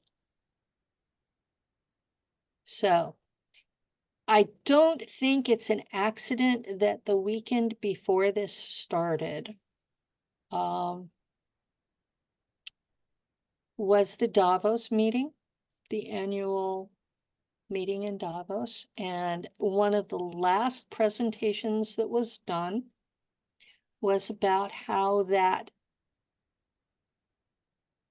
conspiracy theorists are spreading misinformation and undermining their agenda, so it's failing. I think people are just waking up because we don't want to eat crickets and we don't want to be penalizing for having a cow at the house and Or chickens, having a car. anything. Like just the carbon footprint that they put out from their planes alone and all their private travel. Makes up for all of us.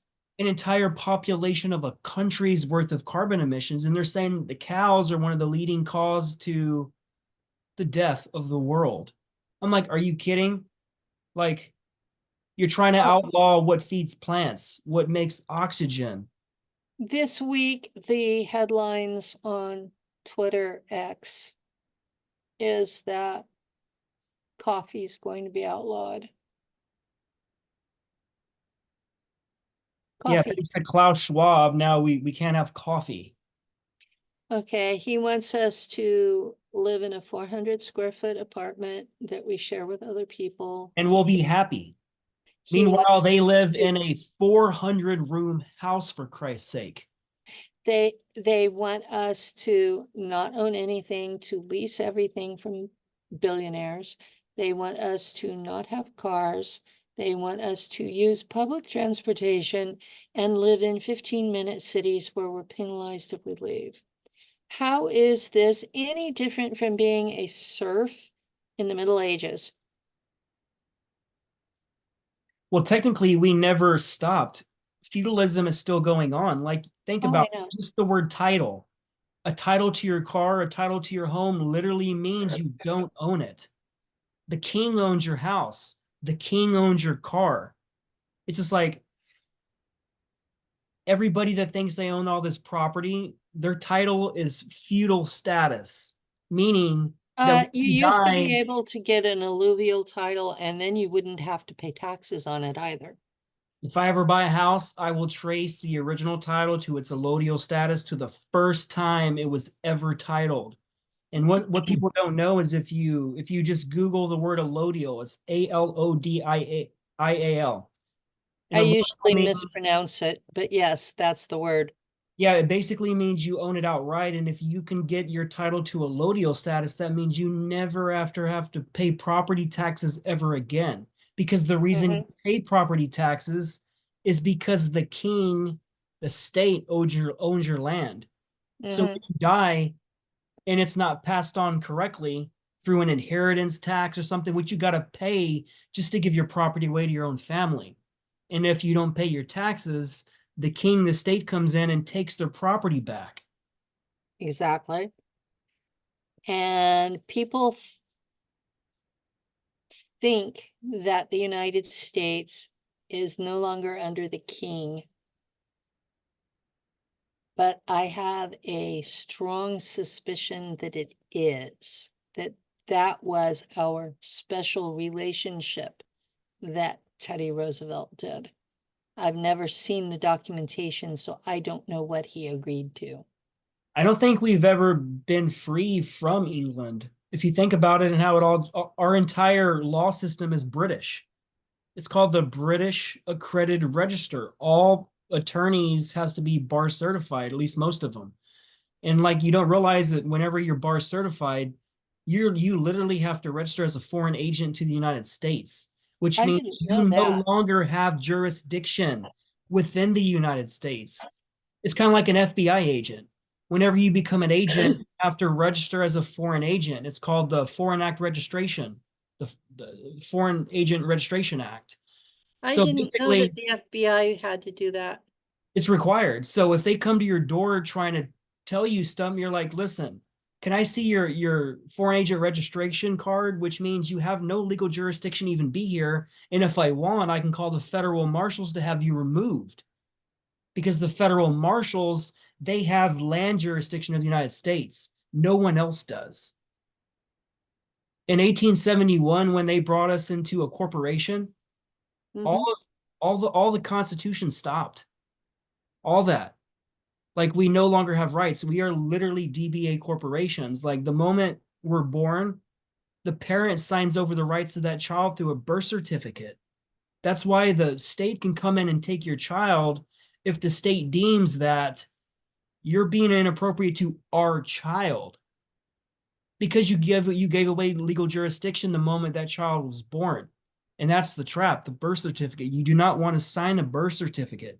You can sign a certificate of live birth because that's announcing to the public, just like they did hundreds of years ago, thousands of years ago. You would have a child, you would announce it to the people around you, making it official. And that's why we have that red number on our birth certificate, which means it links to the Treasury Department. How are we linked to the Treasury Department through a birth certificate? That's crazy. So again, we never came out of King John's control, King John Lackland. It's always been controlled. That's why almost every president is connected to King John Planchette. I'm connected to King John. I know. So you know how much they rule everything. So it's like the Magna Carta. We signed that in 1215. I was there. I got a scar across my face from that. I wore that freaking scar proudly. Then he reneged on it. Oh So yeah, we've never he been did. free from Britain ever. We've never been free from the monarchy or the control of the Anunnaki. It's been constant since they came. They give us the illusion that we're free, but we're actually not free. Um, there is a thing that I don't know the proper name for it, but it's being referred to as the telepathic internet. And your status, real world, is related to whether or not you can connect with that biologically. And the elites, that's how they choose which child succeeds, by which one can connect to the telepathic internet.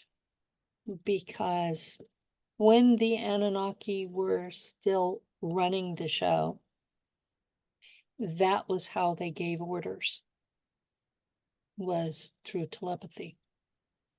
And only the people who could hear them were going to be in charge. Weren't they typically the hybrids? They were typically the hybrids, yes. And that's one of the reasons that they contacted me was because I found that telepathic internet. They dress weird in it. Well, they're there mentally, but they dress like Tudor period. And when I showed up, I was first wearing sweats. And they were like, "What are you?" And I go, "I'm a discard." They said, "Well, you need proper attire." So I started dressing quote unquote Edwardian when I appear in the telepathic internet. I'm dressed proper, I'm dressed for court, just not the era they do. How do you define that word, the telepathic internet? It's the internet is an electronic connection. It's wired. People connect through devices. The telepathic internet is made up of the psionic energies of people and extraterrestrials on the planet. And you access through your mind. So you have to develop your psionic abilities to be able to do it. First off, you have to know it's there. Otherwise, you'd never even look for it. I got pulled in because apparently I was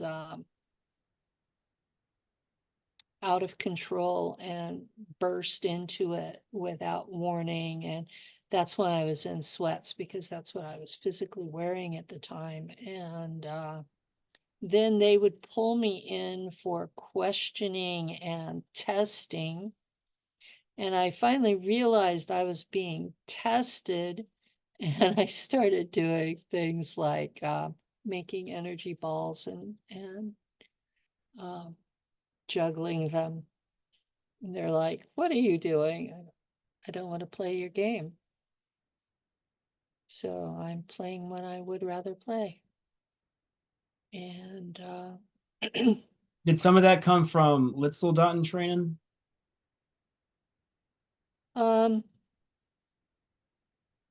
Most of it came from my programming breaking down.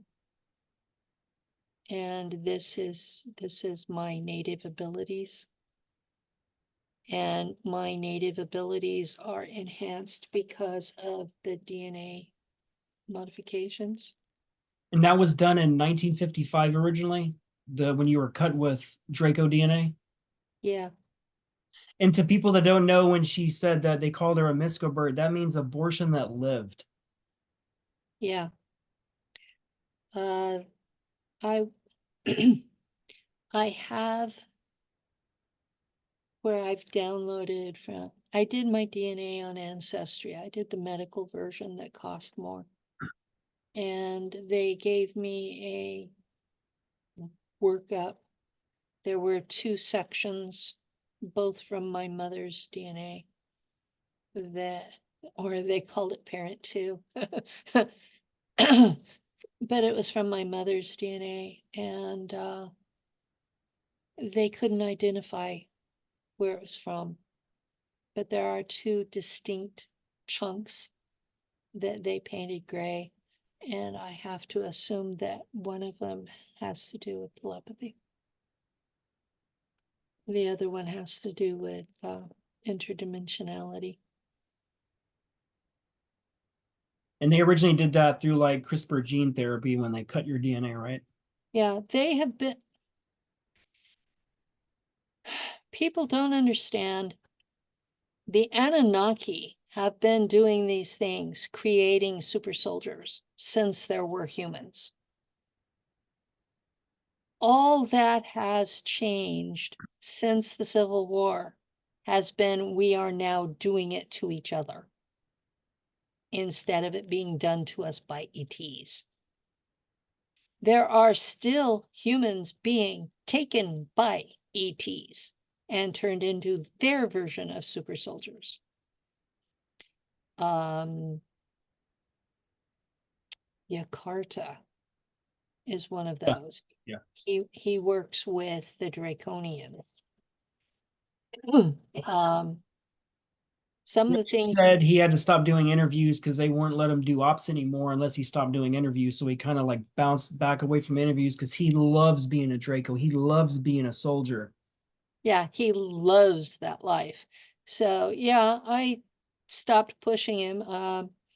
some of the things he posts on his wall I find personally offensive, but Yeah, man. I haven't censored him.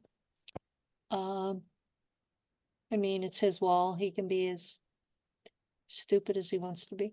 I mean, he sounds like a Draco. Like He humans are sounds definitely like beneath him at that point. he sounds like a stereotypical Draco, almost too stereotypical. The ones that I Yeah. have known tend to be much classier than that. But apparently the ones that he's around encourage a very physicality in their existence. Yeah, he makes jokes about killing and raping humans and how much joy it brings him to do those things. It's just like, Jesus, man. Like, Yeah, what do you say to something like that? you Like don't. I we're just exposing all this to expose that, like and I he's hear Draco's soul. he's he's like embracing it. That's people do react differently to these things. So he's showing one extreme and we're sort of showing the other extreme. And in between you've got the folks that are telling their hero songs. You will never Because, hear me sing any of that. Like I always try to ground my story in reality and like to tell people like well, if you listen to yes, you save lives, but it, like you save some lives, but it doesn't make up for all the shit. Um, I use the term hero songs because that comes from the Viking tradition. Um, it reminds me you actually have a Valkyrie altar as well. Valkyrin. yeah, That yeah. was Uh, my Valkyrie altar and that was is on Mars, right? is named Earther, Earther. and it means past. She is the she is named for the fate of the past. So that kind of makes a connection with why I bring up history, because you can't understand the present or plan for the future unless you understand the past. And you said that that Valkyrie was a Norn. A Norn, that's what the Norse called their fates. And there were more than three. In with the Greeks, there were past, present, and future. With the Norse, they had a whole species of Norns, and they were the keepers of the well of the tree of Yggdrasil. The well at the tree of Yggdrasil is where Odin got the alphabet that we know as runes. Random question: is that tree an oak tree? The way it's depicted? No, it's That'd be crazy if it was an oak tree, oh, but it's a that symbolizes. yew tree. Yew yew tree.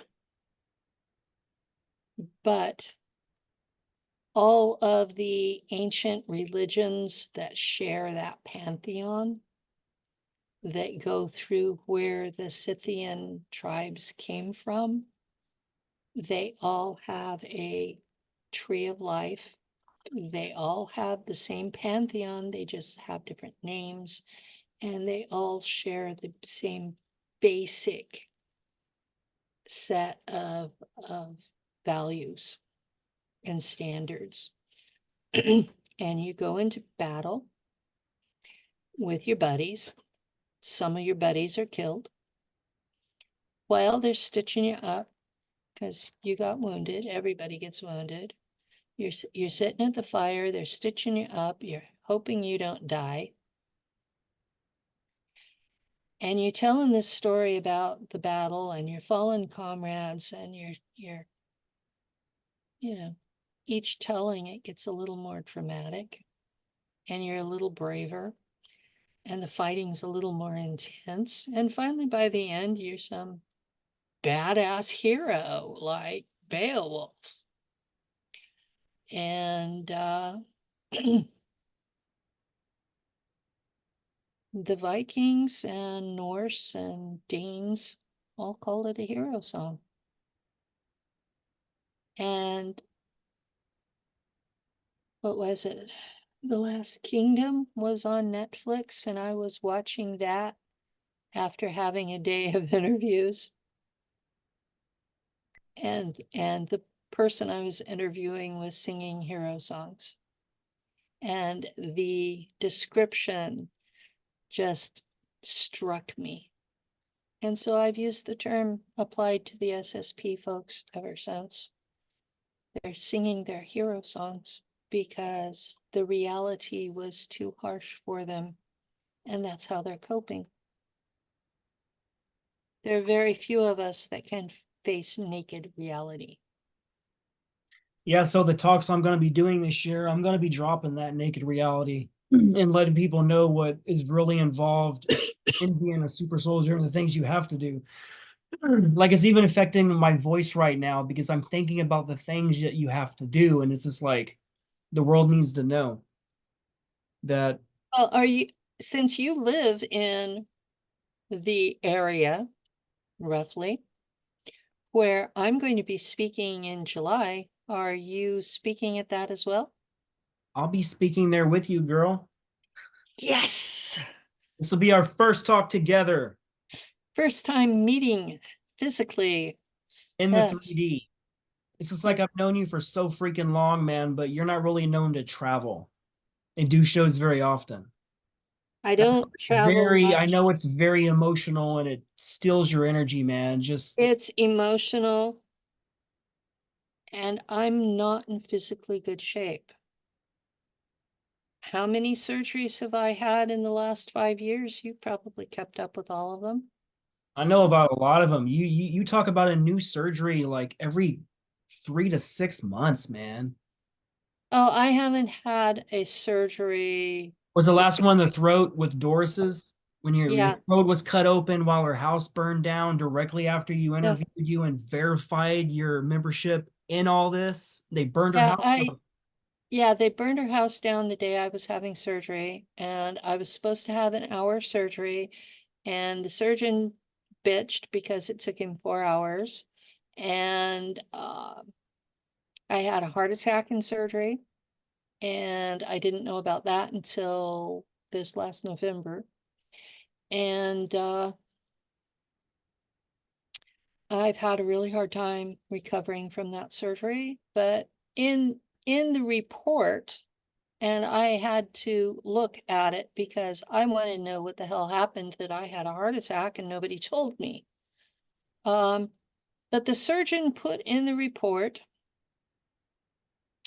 that he had never seen muscle and nerve tissue welded to bone before.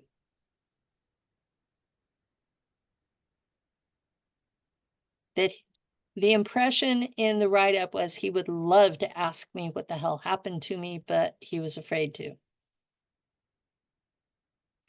I mean, I've never told him. I told him I had a podcast. I never told him about what. Told him I'm writing a book. Never told him about what, but I'm going to give him a copy.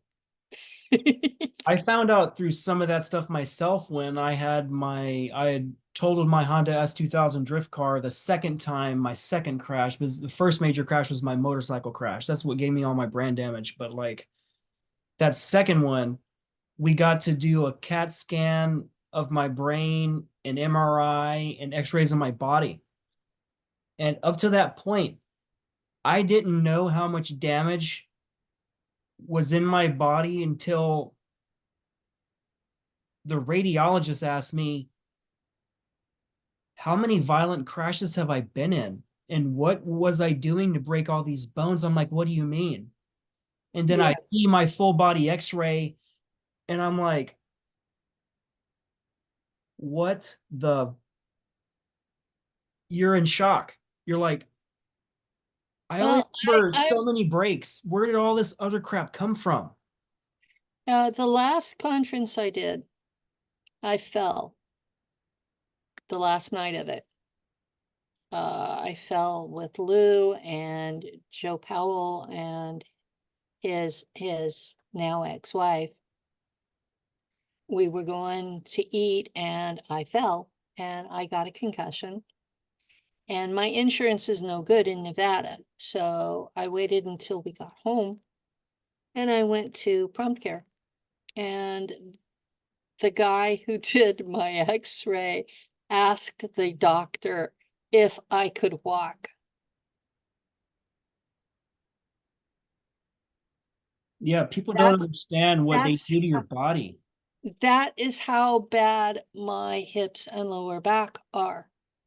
The surgeon who did my neck said if he had seen the MRI of my lower back first, he would not have done my neck.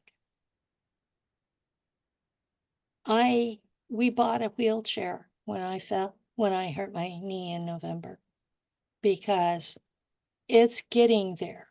That was at the I Biomed Expo? The what? Was that the Biomed Expo when you hurt yourself? Yeah, it was at the Biomed Expo in Las Vegas. I fell and got a concussion. And when I came back and went to prompt care, the radiologist asked the doctor if I could walk because he didn't think I could from the x-rays. I have a really, really hard time with mobility, and traveling just exhausts me. So when I come to an event, I have to come a day early so I can rest from travel to be able to interact with people. And if it's more than a day or two, then I have to stay an extra day at the end to rest enough to be able to travel home. This is not a fun experience for me. I do it because the public wants to see me in person. People pay a lot of money to hear me, to touch me, to see I'm real. That I don't turn into somebody else, that they can see my aura in person. This matters to them. So I make an effort to do one a year if possible. But the last one, when I got hurt so bad, I wasn't going to do anymore. And this group that is putting on this one in Tampa Bay, they're friends of mine. And it was, I said, well, okay, that's a long way for me. And I said, but you've given me enough time to come up with the money. And they said, oh no, we're going to pay for your ticket. We're going to pay for your hotel for you and Lou. We're going to pay for your food and we're going to give you money. And I'm like, You're like, you're gonna pay me to talk? No one ever pays me to talk. And that's what sucks about this industry, man. Like they just want to use us. um, I've been treated to one trip to Alaska.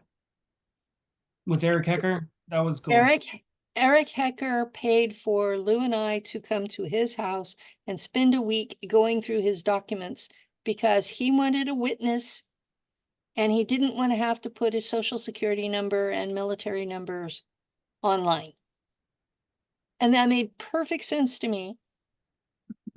And I have honored that agreement. And yes, I've seen his boxes of documents and He has a photographs. bunch of boxes. You even seen his DDT form. Yeah, the DD 214 was at the top. He has them organized. You can go through and see everything. He has bills from when he was on Long Island, water bills, electric bills, you know. It's incredible the stuff he's got, and photographs. Tons and tons and tons of photographs of South Pole Station in Antarctica because that was where he met the lady he was with at the time. You know, Eric's story is a very unique story, man. Like what he Yeah, talked about in Disclosure Part 2 with what's going on with the type of stuff they're using harp style and what's coming yeah, out of Antarctica, like that's some hardcore stuff, man. yeah. I knew he was telling the truth, but seeing the documents, it's just like, wow. I've never questioned But Eric once ever. I knew that but guy was legit when I first talked to him. yeah, I knew he was legit when I first talked to him, and he has alters, which a lot of people don't realize he has alters, and they go through his mood swings and they're like, what's this?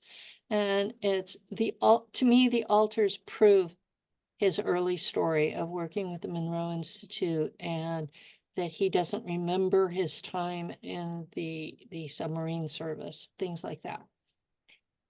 The alters go with that. So to me, it verifies his story.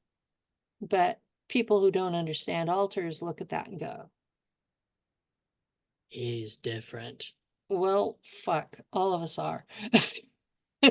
You know, if you're a real SSP or other Black Ops You survivor, have alters. you have alters, you have psi abilities, you have weird things you do, and usually you have triggers and go off the deep end for no reason at all. And God help us if we ever start crying, him included. So Eric paid for that trip. That's the only trip up to now that has been paid for me. Um, And then you the say Joseph Powell also paid for some stuff for you as well. Joseph Powell paid for my room at the last conference because I wasn't going to come. That's pretty awesome of him, man. He's not rich, so No, that he's speaks a not a lot rich for him to person. do that. He wanted me to, he needed to talk to Lou privately. So we had to be there for what he needed. And he was willing to ante up with the hotel for it. And I really deeply honor that. And no, I'm not going to talk about what he needed to talk about. That's his personal business. But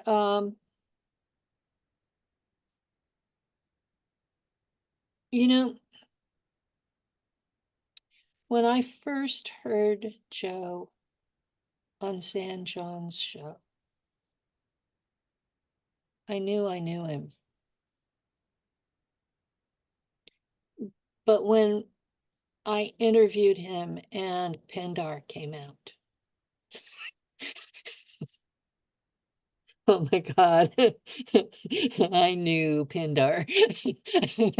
But yeah, I remember that I think it was the second interview you ever did with him. I remember it came out April 3rd, 2021. I remember it was 4321 for that show. April yeah. 3rd, 2021. And that was the show where you guys talked about how he would give you all this drama on ship and you basically blew his head off. Um, that's one way of putting it, yeah. Um, Nacht Waffen keeps a file on all of your altars, all of your service. So it's not just what you remember doing, it's what they have a record of all of your altars doing. Okay. They also have a policy of they want people to have sex.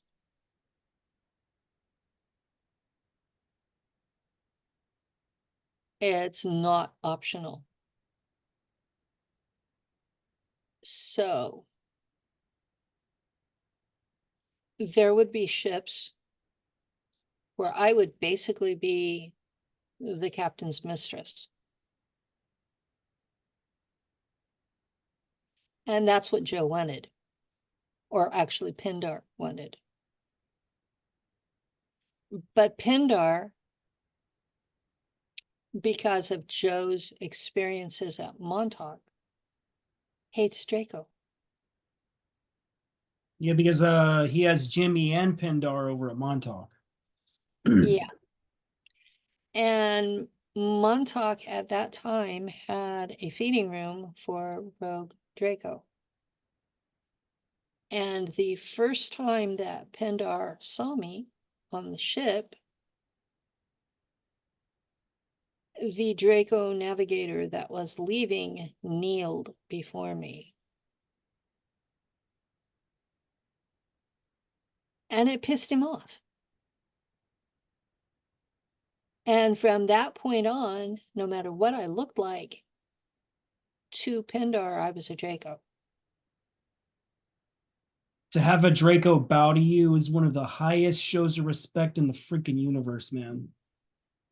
Yeah.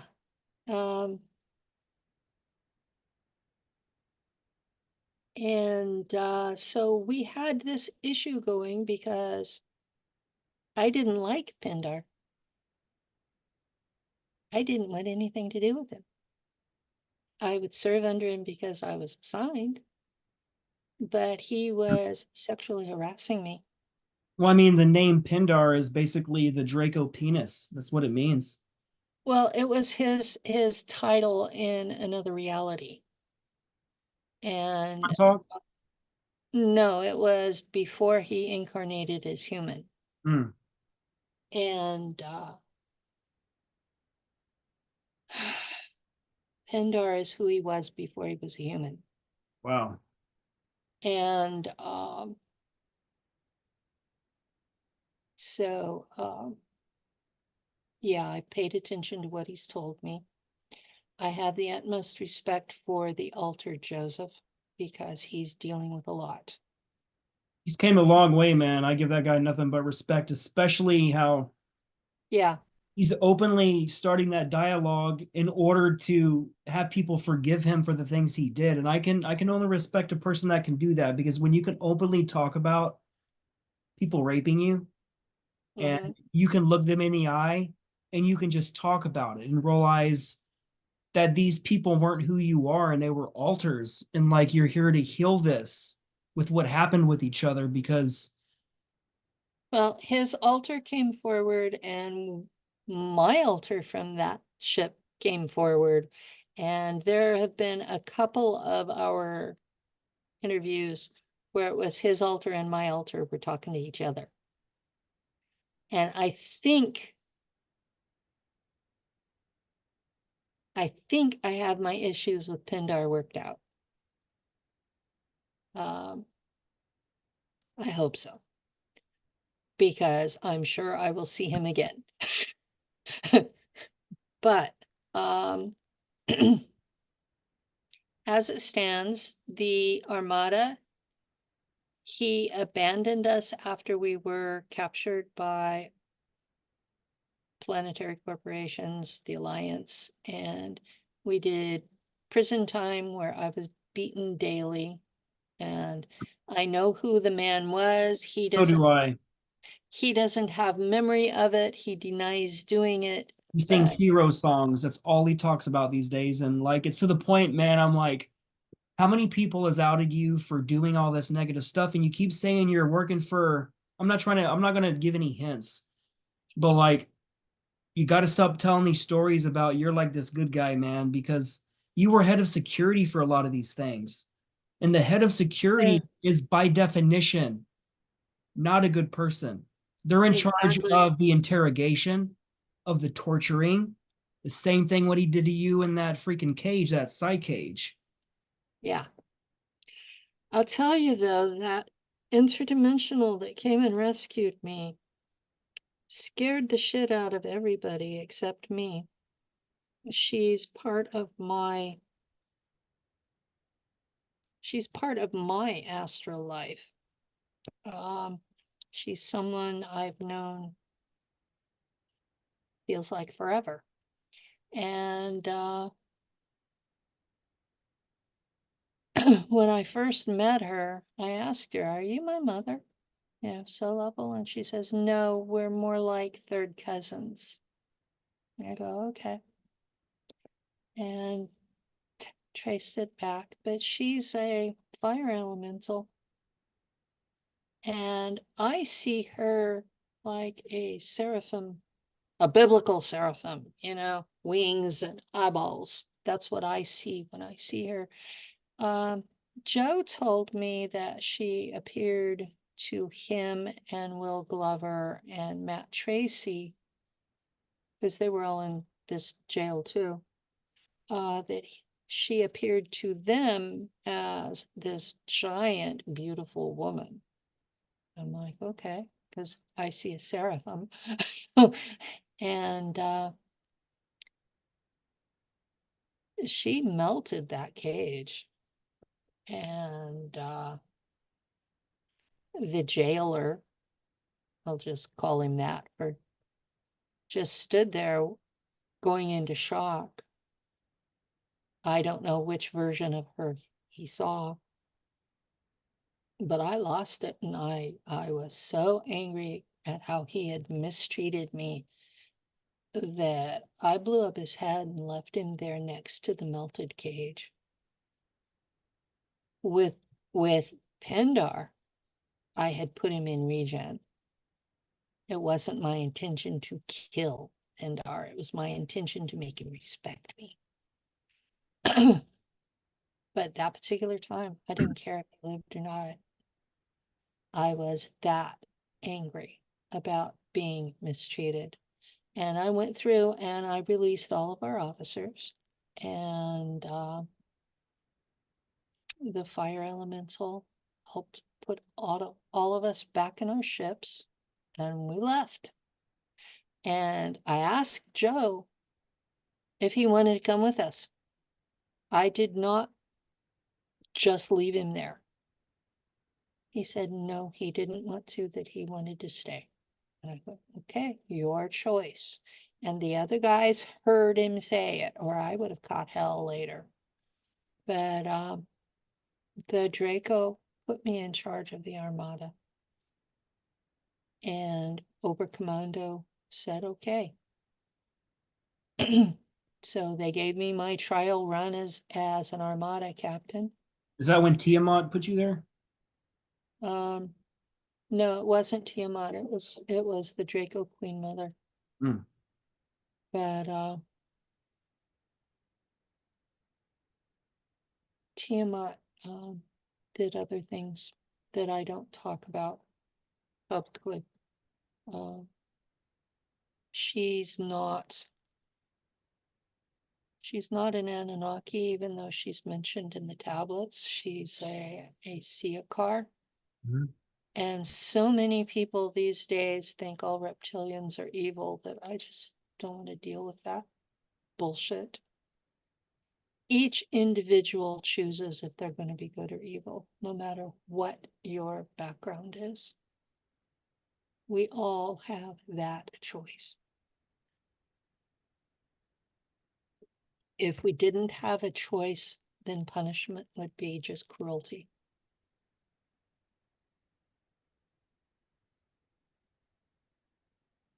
So I know that my beliefs are different than most.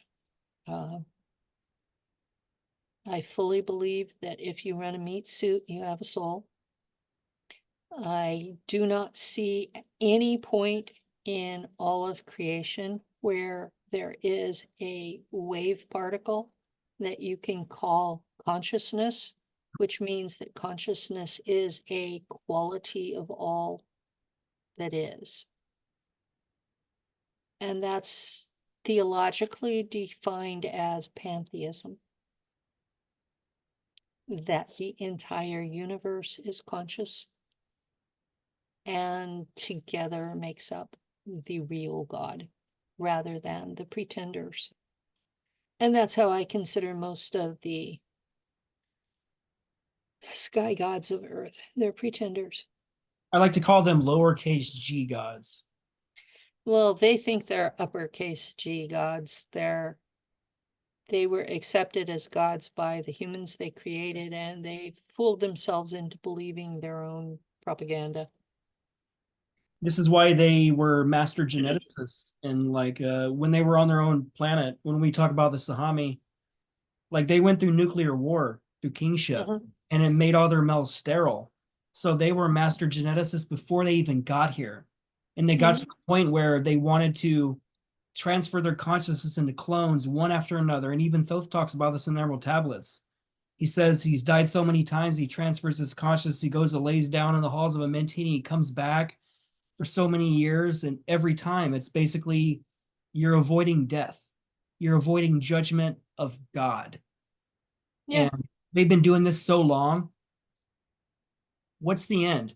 Like, really, what is the end? How do we get to the point where we have this? Eventually you run out of chi. That's why they steal it from everyone else. Yeah, that's why they're sucking it from others. That's why they want to be worshipped, because they're taking your worship energy to feed them. And that's something that's not usually addressed.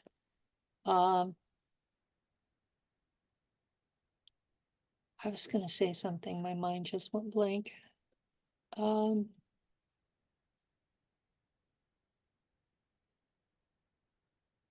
About Thoth. Isn't he's basically he's He's Ningishzida, yeah, yeah. and he's He's currently the basically king. yeah, that's what I was asking. He took He over kingship for his own planet.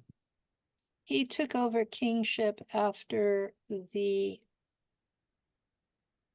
Jahami High Council was arrested for trying to murder me. And they showed up in the Galactic Authority Court that's just off Saturn. And they they basically acted like a bunch of rude asses. And the court executed them for contempt. Blew up their heads. That was the first time I saw the Galactic Authority execute someone.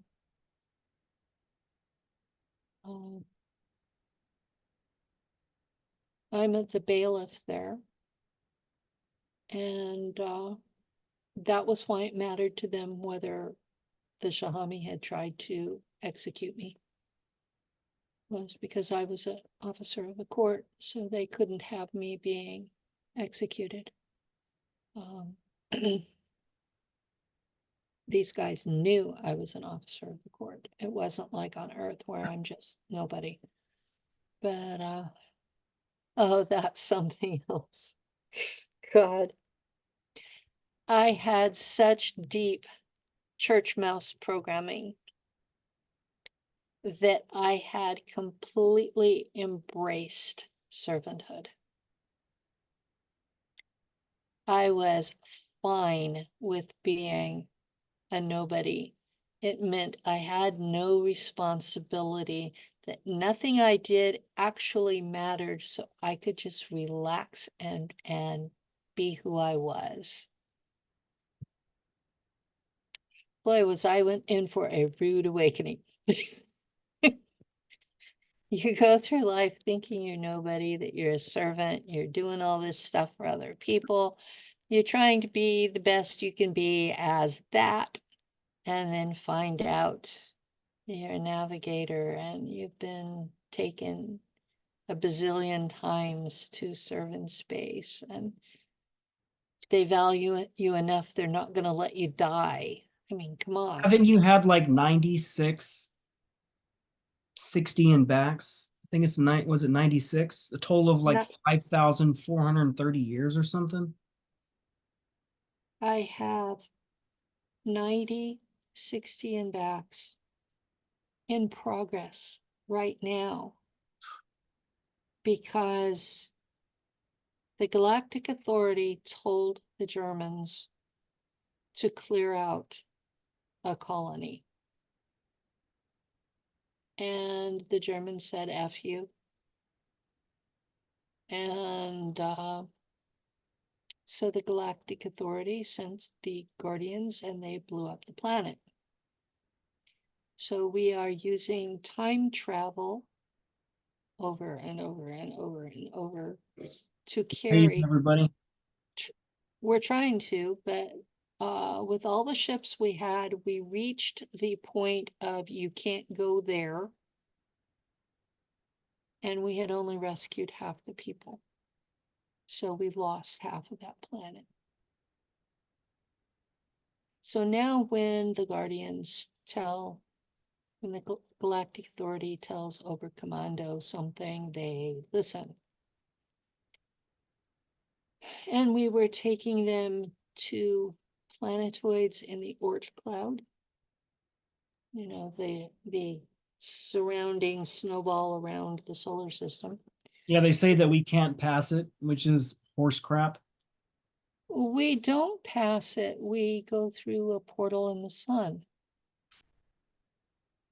Okay, we don't even try to go through that. But what the Oort cloud and the Kuiper belt are is the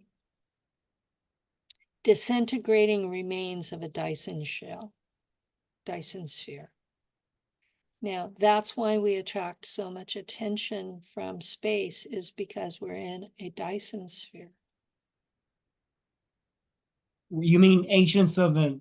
Are you talking about ancient builder race kind of Dyson sphere where Yeah, it got destroyed? it's so old, it's coming apart. So we were a level 0, level 1, level 2 civilization eventually, and now we're back to nothing. Yeah. It's interesting to hear that point of view. I've never heard it explained that way. So it's very profound. So that's why we attract so much attention, is because there's a Dyson sphere around us. But it's old enough, it's fallen apart. That's why we're getting all of these space rocks. But We're in a very trashy part of the solar system. Like we're in a full of trash everywhere. There's trash everywhere because the Dyson sphere's fallen apart. And then a lot of that trash is hitting the sun and causing these discharges of plasma and stuff because like all this trash is hitting everything. Well, some of the stuff with the sun is Solar Warden is sipping the plasma and using it for fuel. And it's creating an imbalance. And this part of space is dirtier than where we were 100 years ago. So we're going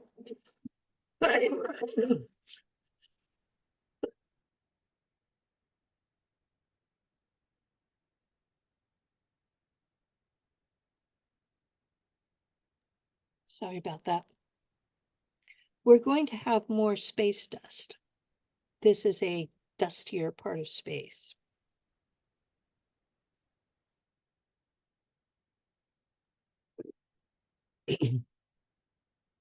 But you find through history, through the fossil record and geology, about every 12,000 years. Well, it's really from 11 to 14,000 years. It's not perfectly regular, but it's from 11 to 14,000 years. In the fossil record, you find a layer of iridium. Iridium is space stuff. It's not found naturally on Earth. So every 11 to 14,000 years, we have an incident with space rocks.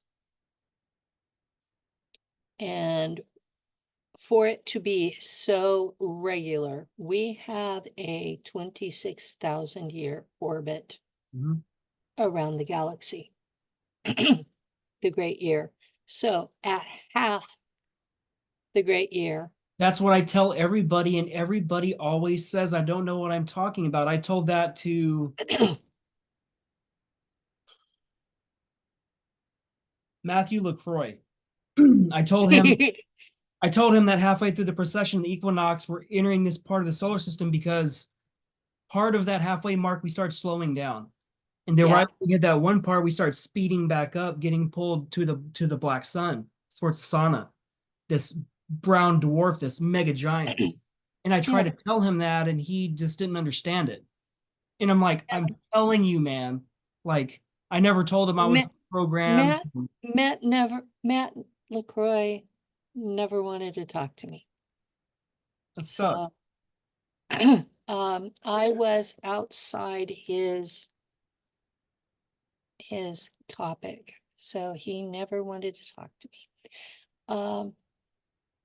I've listened to some of his stuff, and from an Earth only perspective, he's very intelligent and insightful. But from an outside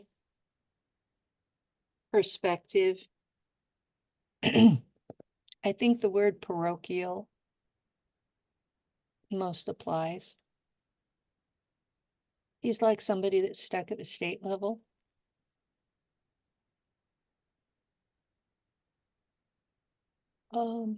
That's why I didn't pursue him.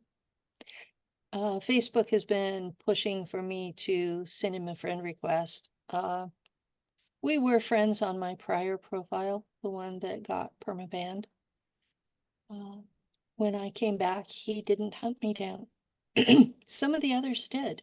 I was really impressed by some of the people who hunted me down and sent me a friend request after I was permabanned. That Emery Smith was one of the first people to send me a friend request. And that touched my heart in a way that I don't think he even realizes. But I have a lot of respect for him. That will probably surprise people. But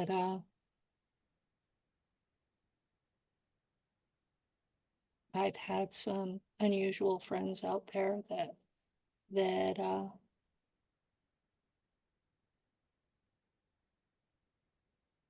approached different parts of the whole alternate viewpoint.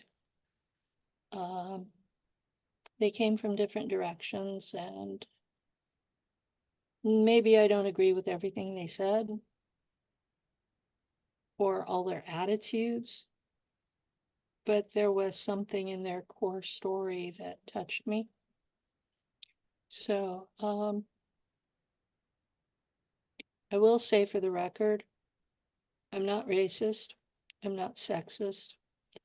I don't give a damn what gender you are or present yourself as. I would prefer we all live together in peace, but I know that's not going to happen. I don't care what religion you are, as long as you don't shove it down my throat. If you can't see reality because your holy book says something, then I'm going to let you live with your holy book, and I'm going to step away quietly.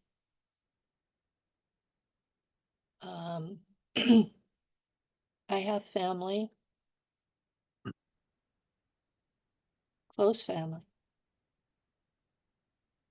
who have a very hard time with my testimony because of their holy books.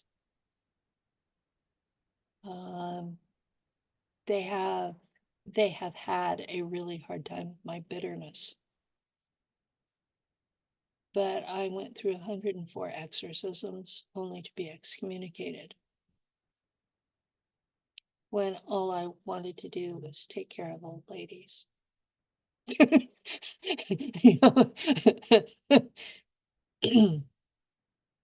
So, yeah, I have some bitterness.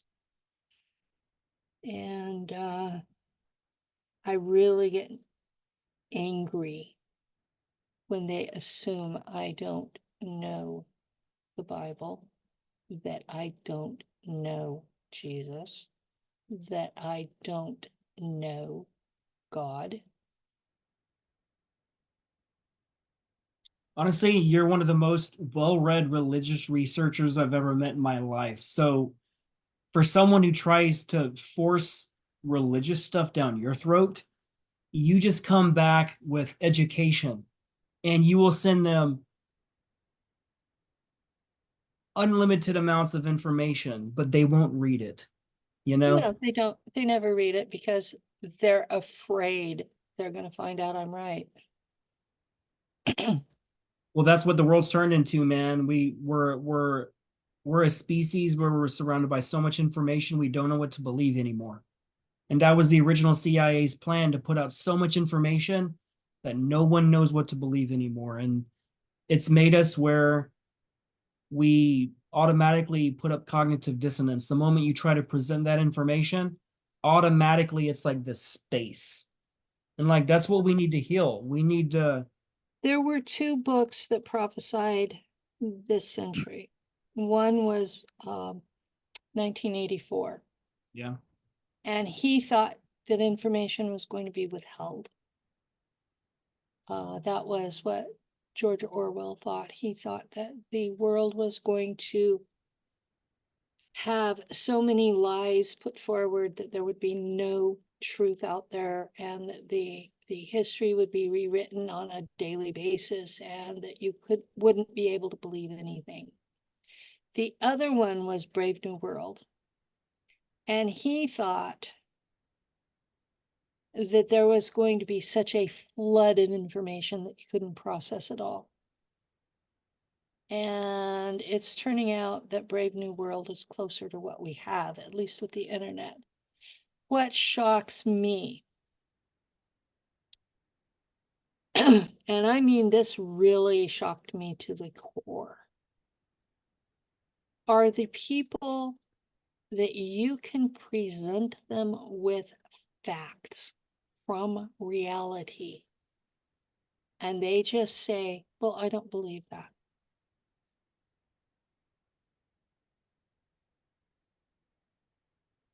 They're in their own little world. Well, I don't believe that happened.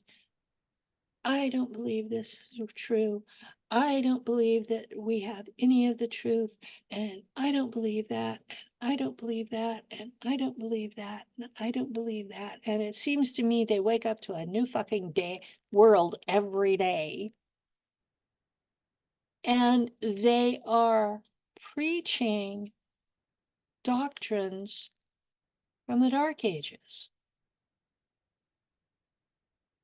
and putting them forth like, because they came from ancient history, they have to be real. But they're ignoring the truer stuff that's even older. You know, I don't get it. I just don't get it. They tell me that I'm being fooled by virtual reality, and I'm telling them you have no ground, no ground to stand on. There's nothing there. No. And then they tell me, well, I shifted timelines. Good for you. Why don't you find one you really like and stay there? And they think I'm mean, but it's.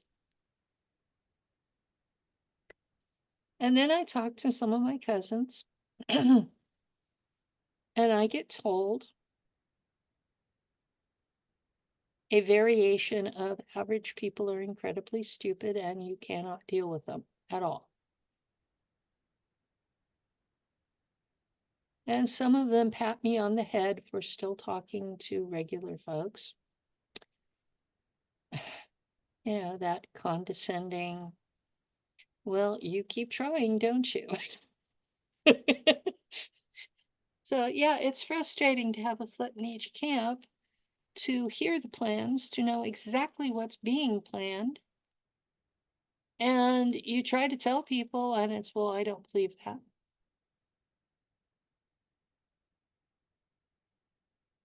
I'm not trying to convince you, I'm trying to save your damn life. You know?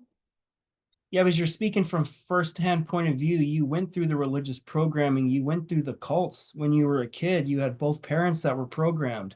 Like, Mhm. you've had a lifetime to come out of all this stuff and educate yourself and see the truth in this. And you've deep dived into so many different religions to find the truth in all this.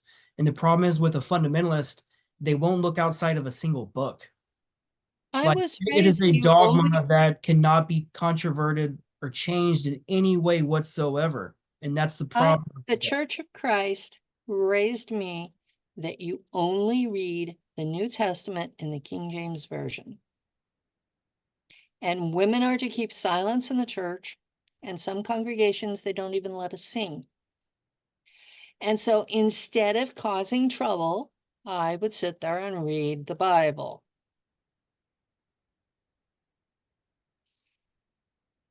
And sometimes I would open my mouth and argue with them. And they decided that since I had to talk, they would have me teach the little kids.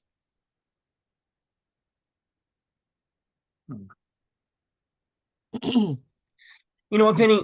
We're Then gonna they have to, found out what I was going to teach, and then they were like, "Ugh." we're gonna have to do a part two and deep dive into this. We're gonna have to do a really deep dive because there's so much I want to talk about in this show, and like we've only talked about a handful of subjects because this Yeah, phenomenon we is had a whole so. bunch of patents that we could have shared. I guess we will have to do a part two. No, Just we definitely have a part two coming up because I want to talk about Das Bundas. I want to talk about Kruger. I want to talk about everything, the cloning tech, the SSP tech, the patents you want to present. There's so much we have to talk about. So I think the next part two, we should just start deep diving into it. Just okay. that would be very fun. So I think we should just go ahead and just end the show now and just set up for part two and really Uh-huh. just go full steam ahead because this is what people need to know about. Presenting the physical proof and evidence. Okay. That is very important, especially Uh, for both of our testimony, the seriousness of the subject. yeah, I don't have documentary evidence of my own because of Doris's house fire, Yep. but I do have medical evidence. That's all I have. I have Uh, I have stacks of x-rays, MRIs, CAT scans. I have my neuropsychological evaluation where I proved all this. So it's just like awesome. it's hard to even have that much because most I people have never have doctors. even that much. I have doctors who want to drug me into oblivion, so I will be happy. Hmm. All right, so we're coming to the end. Obviously, you have this talk coming up in April. In no, No, I'm mine sorry. July. That's my talk in April. Yours is in April. Yeah, I'm going back to the Biomed Expo, so I'm going to be doing a talk there in LA. It's going to be interesting. Me and Penny is going to be doing a talk at the same show. That's going to be freaking epic, man. Like I've been wanting to hear That's this going to woman be in talk for Tampa freaking Bay. ever. Yeah, that's That's going to going to be be in freaking Tampa fun. Bay in July. Let's see. I So think if it's you're July on 8th the through west, 11th. I think so, yes. If you're on the East Coast, this is when you get to see me. And we have a lot of cool stuff planned for that event. And we have an after party on St. Pete Beach that's going to finalize all that fun. Can you imagine the one of the biggest collection of super soldiers, Montauk assets, and experiencers all hanging out, having fun together? I cannot wait for that moment. Um, I was at Daryl James's house. We talked about Daryl earlier. That guy's Uh, fun. Like I love hanging out with him and his girlfriend, and like we had a great time, man. And like we all talk about this after party we're gonna have at St. Pete, and that's gonna be our epic finale of in closing of this show. okay. So where can everybody find your work at, Penny? I had to move to Odyssey because YouTube decided that I was inciting violence. Um, They shut my account down a long time ago. I think it was 2016, 2017. So I'm like, good riddance. they have deleted 4 of the episodes. They I've not yet deleted the rest on YouTube, but it's Nacht Waffen pilot on Odyssey and on Rumble. My Patreon supporters are paying for me to be on Rumble. So I am very grateful for these folks and their support. And I'm not asking for anyone to give me a lot of money, but when 20 people give $5 each, it pays for Rumble. And Rumble is not cheap, man. Oh no. I It's one of the have, most expensive platforms that is out there right now. yeah. Odyssey, you can watch it for free, which is why I picked them. But if you're going to upload, it's $5 a month, which that isn't that bad. And the only thing they ask is no personal insults and no photographs of children, which that's reasonable too. So, What about websites? Where can they find you? um, I know you have spaceportals.net. spaceportals.net A is lot of good stuff in that. the only website that's mine. I have, right now I'm still on Facebook till they get fed up with me. I'm on Twitter, X, as @Pennywinkle. I'm on MeWe as Penny Bradley. Yeah, that pretty much covers the biggies. MeWe doesn't charge me. Twitter does. Facebook would like to. Coming soon. Coming soon. They'll still censor you, even if you're paying for it. Yeah. Well, X hasn't censored me, and I'm paying for it. So, I've said some things that on retrospect will probably get me in trouble eventually, but right now they're letting it slide.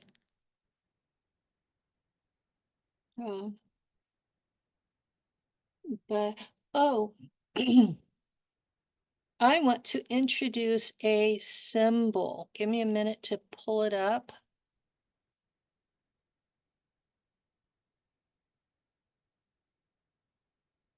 Okay. This is the electrical symbol for resistance. I remember that one. I think we need to use it for resistance because the AI hasn't figured it out yet. It's pretty funny that we have to use code words and symbols just to convey an idea. The Greek capital letter omega is used in electrical symbology for resistance, and it's measured in ohms. So, since we are resisting the takeover of our world by a bunch of weirdos, I think this is appropriate. That's a perfect way to close the show. Because remember, everyone, we are the resistance. Yep, we are disclosure, we are the resistance. Is that what you want to be for your final thoughts? Yeah, that works. I like that. Remember, everybody, we only have resistance. We can't sit back and allow this to just get out of control anymore. And it's the time we have to mobilize and educate each other, and we really have to join forces. We can't keep separating ourselves in different groups, different colors, different movements. We're only one race. It's the human race. And everybody Exactly. needs to remember that. And I love everybody. I don't care what you look like. We are the same soul. Just please remember that. As I start to close this chapter of our journey through the portal to another dimension, the whispers of classified space programs echo through the corridors of our minds. What has been unveiled today is just a fleeting peek into the covert world of illegal government programs, MK Ultra, and a hidden reality beyond the confines of Earth. But fear not, everybody, for our journey is far from its conclusion. The portal lingers, its energies pulsating with anticipation for the next chapter in our cosmic saga. Stay tuned for the sequel, where deeper mysteries await and the cosmic narrative unfolds. Subscribe now and become a companion of this interstellar expedition with me as we jump through different portals to the unknown. The universe's script is ever evolving, and you won't want to miss a single episode. As I begin to slowly close the portal and this chapter, just remember, Portal to Another Dimension is not just a podcast. It's your portal to the unknown. Until next time, portal jumpers, keep your compasses steady, your curiosity burning, and your spirit attuned to the whispers of the frequency of the cosmos. This is Drago, your navigator, bidding you farewell for now. Until next time, may the mysteries of the cosmos continue to beckon you into the unknown until the next cosmic chapter unfolds. The portal to another dimension is now closed. Until next time, everybody.